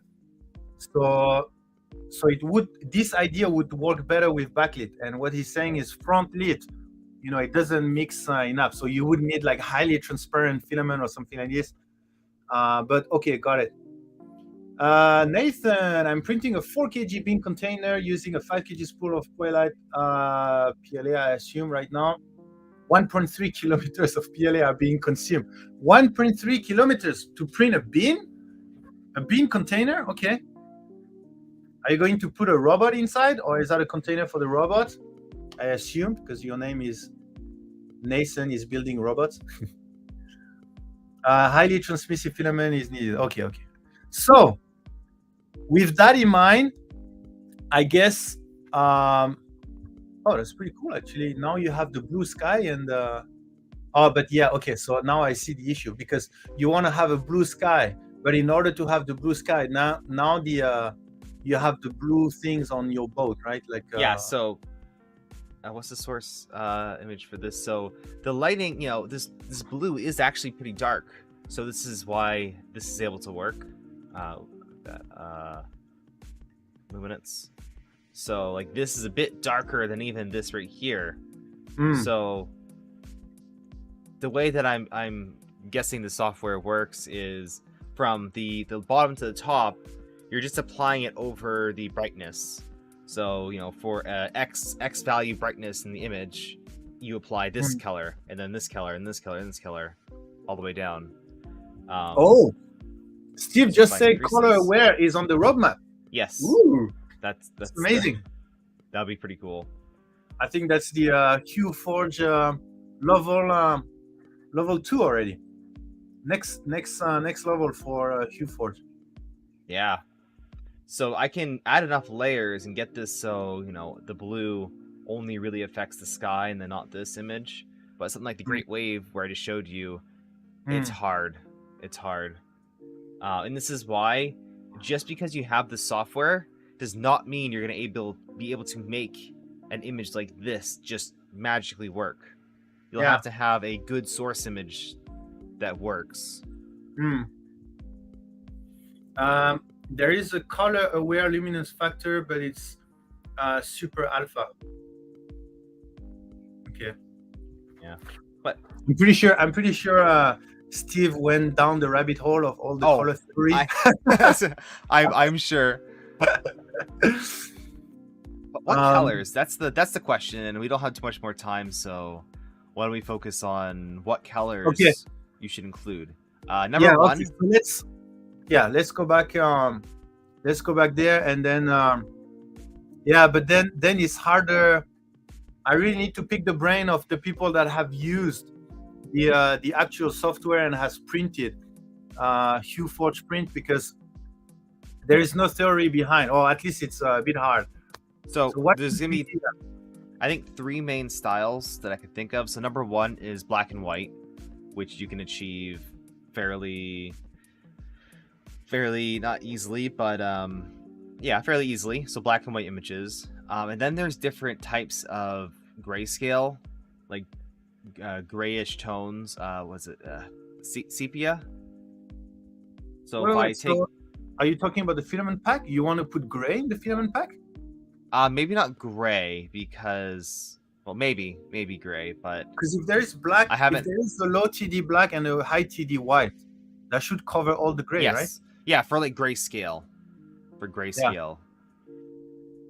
So what I'm thinking is the pack would be somewhere along the line of the CMYK stuff, right? You will have some colors that are further apart from each other, and then the black and the white will allow the different shade of these colors, and that should cover already. I just don't really know. One of my thoughts was browns. So I found that browns and blues make for really good blending layers. Brown and blue. I don't know if it's the right way to think for me, right? But like, for example, when you say brown, I'm thinking brown is red over black. You print in black and then you print in red, and then you have some brown. Red is too intense though, because you'll always get a little bit of it at the end. Yeah. I'm doing something unique with the hand solo right now, using chameleon as my top. Nice. Like this is red. Print your own picture of Dorian Gray. This is red versus brown, right? Like it's pretty different. And there's a lot of cases where you want to use brown instead of red, because what if I wanted this to have like brown tones? I can't get that. Which one is red? Which one is brown? This one's brown, and then this one's red. The same print, so obviously the sliders weren't adjusted, but in most cases, I think that a brown would work better as like a a base. So you want to have two major things. You have the base layers, so like the really darks, and then getting the right But I don't understand you. shadows. The green one is actually brown. It's just a pale green, right? This is brown and yellow. Oh, brown. Because for me, I don't know if it's my monitor, but it's green. Yeah, it looks green.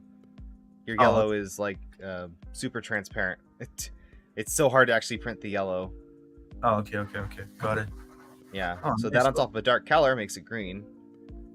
Or And whatever if you, color it is. oh, okay, and the other one you put red at the bottom and yellow on Yeah. top.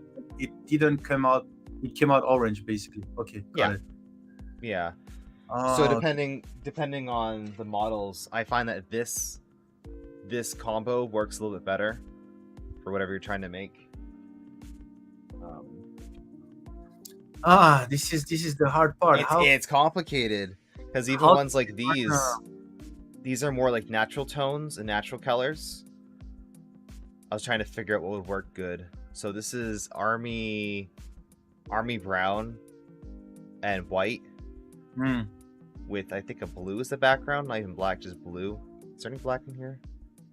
No, it's just blue. So one thing for sure is that this pack needs to come with not exclusive, but needs to come with some STL to get people started. Yes. Oh yes, like yeah, very much. STL with exactly what color to use, and so that people get a great experience and they kind of understand what's going on. Yeah. And maybe even educative STL.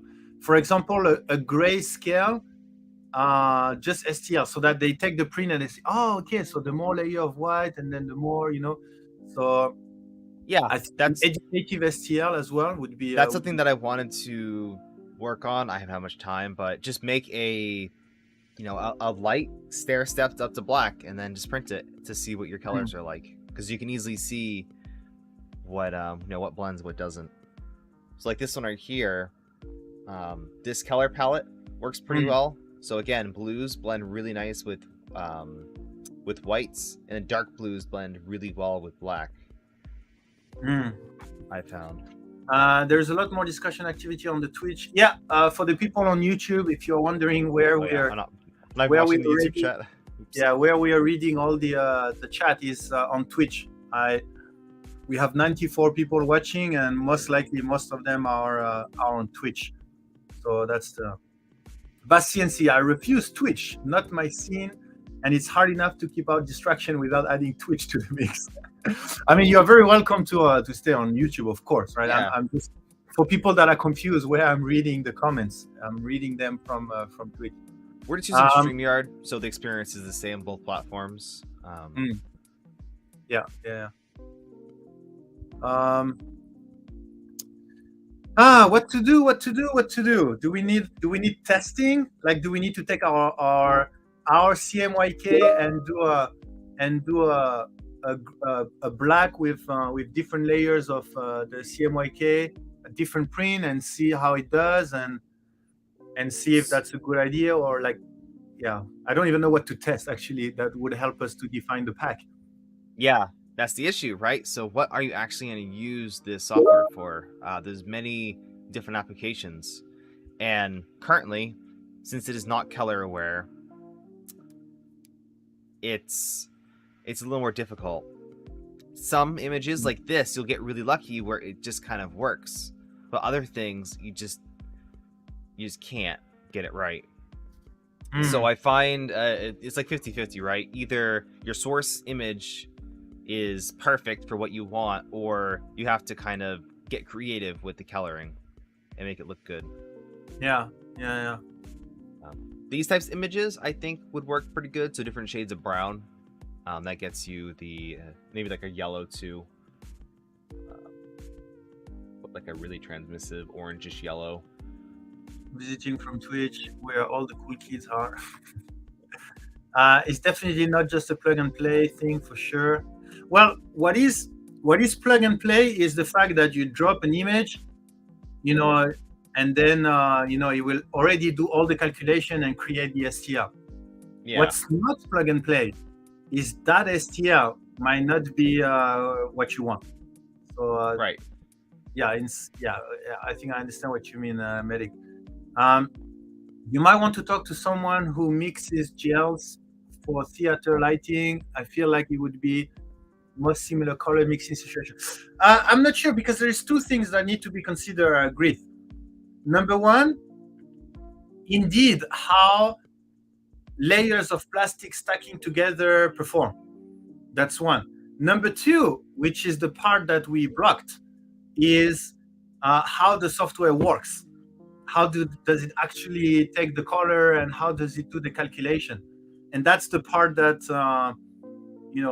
we don't really know. And because if it was only color mixing, then the CMYK would, like I shared here, right? You should be able to have a CMYK pretty easily, right? By doing this stacking, this type of stacking. Yeah. But the way the software works makes it that it's not, as easy as this. Like Major Gamer Kid. It's hue mixing. It's forging different hues together. Yes. HueForge, right?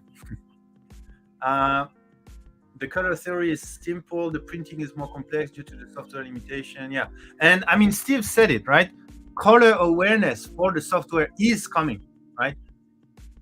In the next, I don't know. I mean, it's not coming soon, I think, because I think it's a huge work, but at least it's good to know that is coming. In lithopan mode, that will work.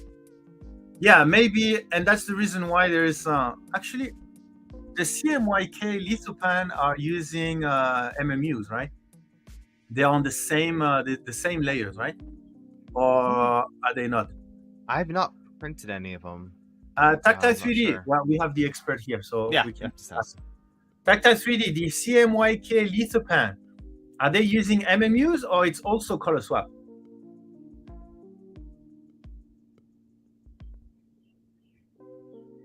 Add rainbow filament to the mix and brains will explode. You can do both. Okay, you can do both. Okay. Yes. Okay, cool. But, yeah, for example, just you want, and that's pretty. That's not bad because you have the blue and the yellow. You don't have to. Yeah. If I made these, a lot more transmissive, though, you can get a much nicer blending. Even the white was a lot more transmissive. You can get much better blending.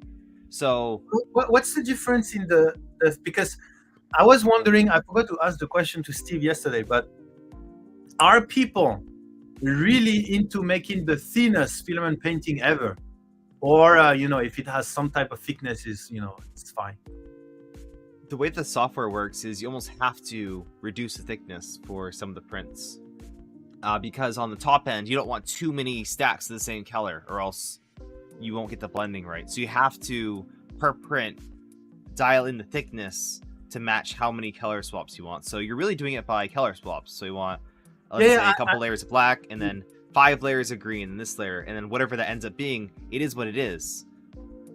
I think a certain thickness. I understand that part, but like if you have, let's say you have highly transmissive filament, yeah, you would have to print, you have a large degree in the scale, right, of the color, but then you'll have to print a lot of different layers, so it will be thicker. But will it be that much thicker? At most, even 3 millimeters is really not that bad. Yeah, so that's what I was thinking. Like maybe I can actually see through this one. Maybe it's better to have very high transmission distance filament, so that you can have, because the downside of high transmission distance filament is that you have to print much more layers. But maybe much more layers is not too much of a downside. Maybe it's better to have this downside instead of not having enough in the color scale because it's too low transmissive distance. That's another issue. If I wanted this to be yellow, for example, I would have to make this super thick because yellow is too transmissive. So it's difficult. Oh, yeah. Right? You don't want it too transmissive. You don't want it completely see-through. So there is a very specific kind of number I feel like you should target. Yeah. But given I haven't printed off too much and most of the stuff has been pretty, not to say basic, but the models are tuned for what colors are available, and not vice versa. Like, let's say I wanted to print this source image, what would I need to do? Well, that's different. Intermediate opaque white layer. Yeah, actually, I don't know. Oh, that's a good idea, Steve. Maybe we should design a reset filament, where well, but that would be the black, right? Yeah, but then actually that's a good idea. Like, what if you have you print there is part of the painting that is made, and then on top of it you print a black layer, so a reset layer, and then you redo a filament painting on top with some other filament, or like not other filament, maybe the same, but they are mixed differently, or I don't know how to say, but you get what I mean? Like, each part Yes. it will be thicker, but yeah, actually, that's something that I wanted to look into as well. You're talking about like physically. Yeah, at least whatever we have some ideas is already in the pipeline for Steve. So apparently it's already in the pipeline. So great. Yeah, but those silhouette ones where you print off, like, they're all single colors, but you print off different cards and you stack them. So when you look at it, you see all the images. Yeah, I feel like you can do that with this very, very nicely, where you just stack on top multiple prints and get something really, really good looking. But the fact that the thicker you go, the more you can't just put another print on top of it because it's not flat. I don't know. Yeah. Oh yeah, thank you for the warning. Maybe I think we'll stop there. Just we still need to do the giveaway, and yeah, I don't want to rush directly there. But yeah, sorry, we'll have to finish a little bit early. But it was a really nice discussion. Please make sure to go in the Filament Painting channel on our Discord. Just tag me if you have some ideas of a HueForge filament pack. I'm planning to have not all the spool. We'll have a HueForge custom spool. My thinking is a custom package with the HueForge logo, etc. Maybe one spool specifically designed for filament painting. But it's just a pack, just to make it easier to kickstart. If you have some ideas, you can go on the Filament Painting channel on Discord, write down your idea and specifically the arguments on why you chose these filament, right? That's the main thing we're looking at. Right now, there will definitely be a low TD black and a high TD white. But, if you had to choose 3 other filament, what would it be? Or is the pack, a 10 pack would be better? Like, what's the value to the creativity ratio, right? The least amount of filament for the maximum creativity. So this does not take much filament at all. Like, these are, even the biggest ones are like 20, maybe 30 gram prints. And that's the whole thing. That's not each individual color. So it's like 5 grams or less per color. So you can include, like, let's say, 10 colors. That's just one, at 100 grams each. That's 1 kg, but you can get so many prints off. And then you can use your existing colors too. Yeah. So yeah, one issue with the small spools is not only it wouldn't work on the AMS for the AMS users, but also it won't be it would be very expensive per kg. So it will end up not being. So the idea is to take what we have now, for now at least, and just making it like doing the work of people that are coming to our website and want to buy the least amount of material to have the most amount of fun with their filament painting. So we do the work for them instead of doing what we are doing now, and they are thinking what to buy on our website instead of buying all our colors. We just give them a pack. Okay, don't worry. If you buy that pack, you will be able to do most of the images, and you will be able to have a lot of fun. Nick, that just computer vibrance. I've printing many of these colors. You don't get the full experience. Also, AMS used can download a fix and print it. Sorry, maybe I didn't understand, Nick. Great name, by the way. HueForge sample pack. Yes, that's what we were talking about, Mehdi. Okay, let's do the give. You see, for example, here you have the blue lights at the front, right? In theory, you could only target this and finish your print with 2 or 3 layers of teal. Right? Yeah, exactly. If it was color aware, that would be amazing. If it was color aware, yeah. But okay, excited already for. Sorry if I confuse you. I'm here. Ask me. Now let's take co-extrusion filament and mix that in too. So you have like co-extrusion. Yeah, it's pretty nice. I like the co-extrusion because it always looks like there's a light that is highlighting something. Yeah. Like it looks like there is a red light or a fire behind the wall. Nice. Okay, great. So let's do our giveaway.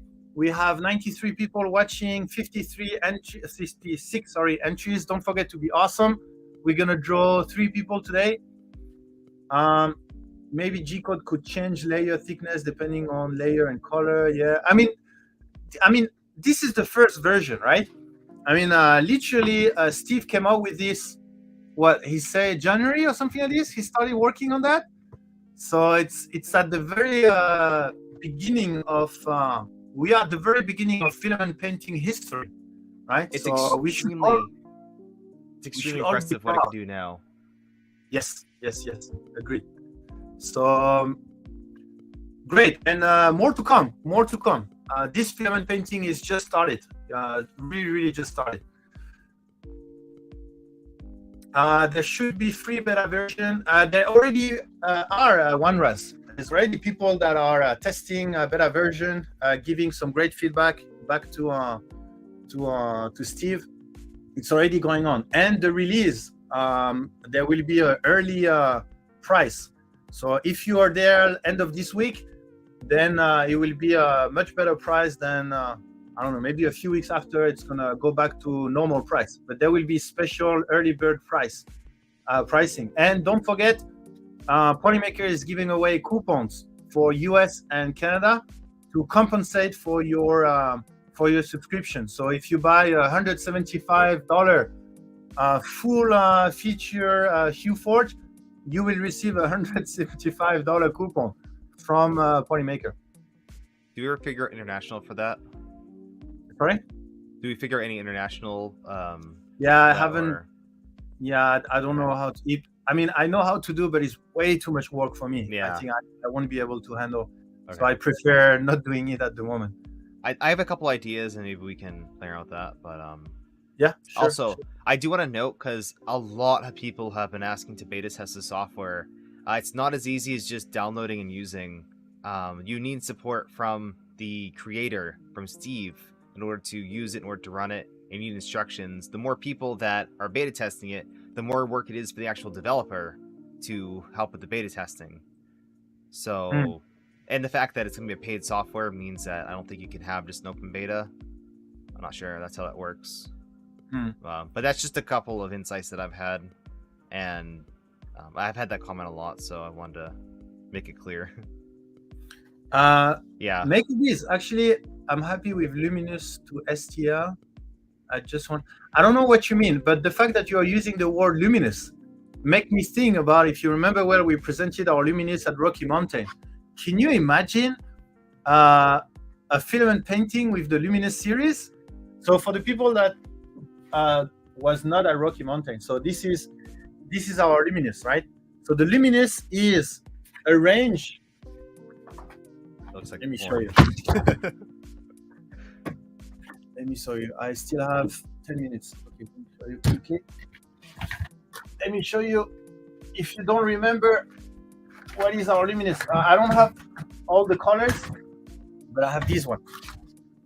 Okay, so these are the luminous colors. They are, I don't know if they are high transmissivity, but they seem to be high transmissivity because you need to let the glow go through. So that's why they are high transmissivity.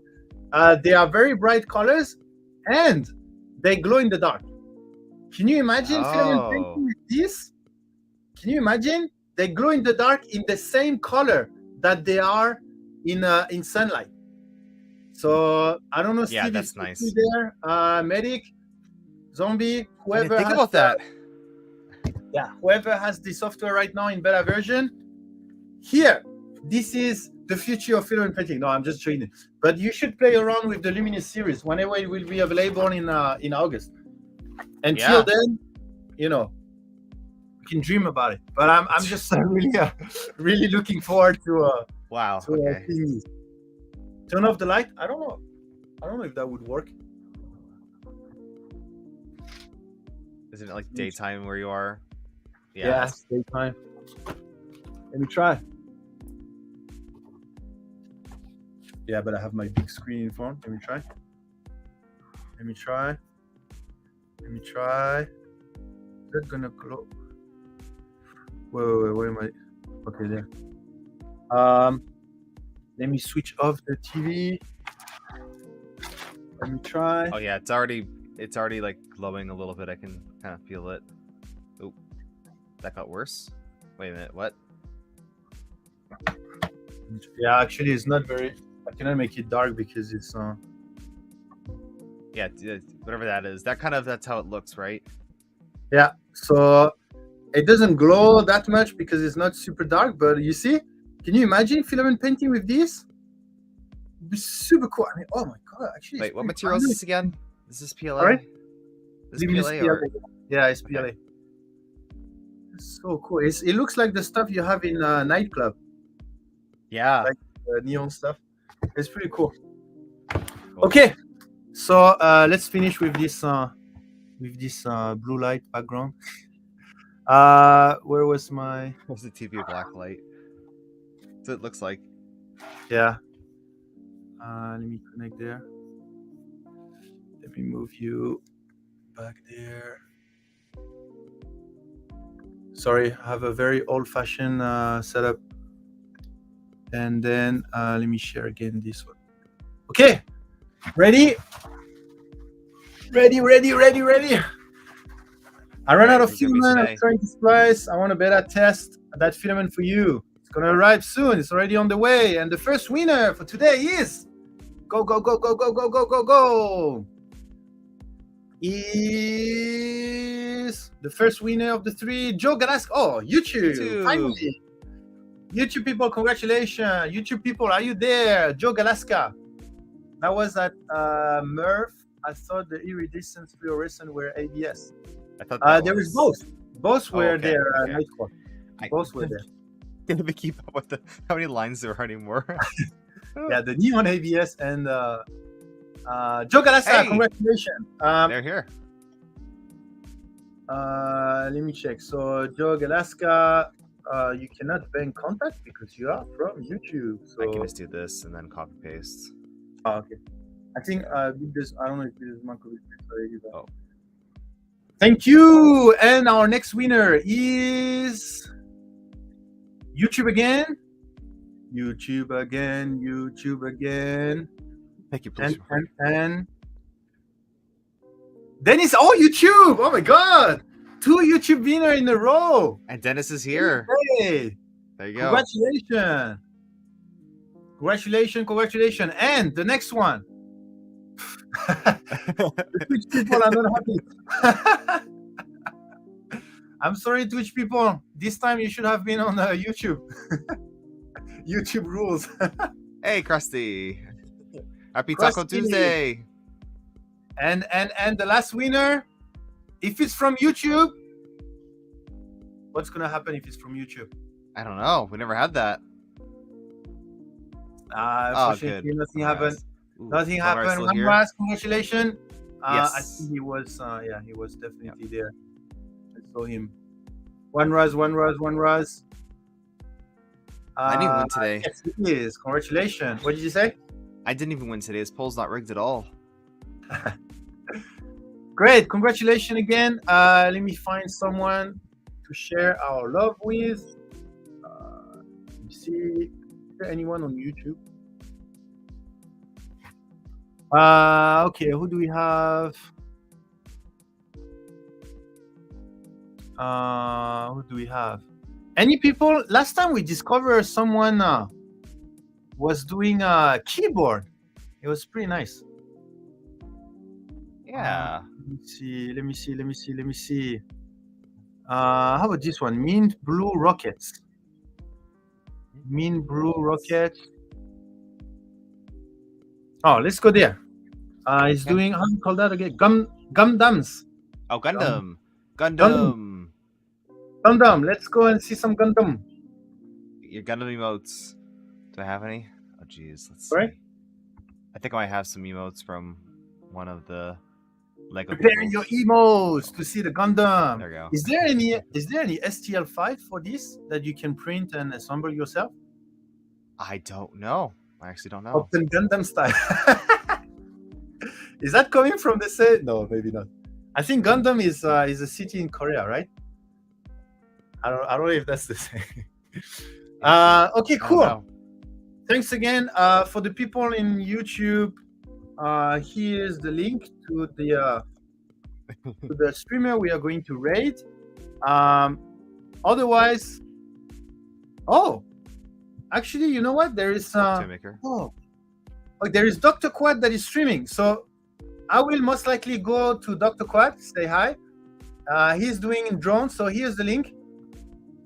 So you can go wherever you want to go. The raid is gonna send you to the Gundam builder, and I will personally go to Dr. Quad. I didn't know he was streaming on YouTube for the YouTube people.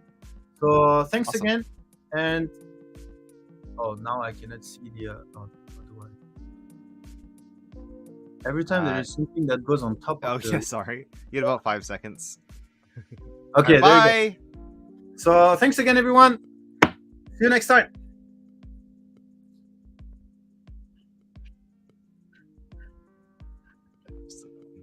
All right, close enough.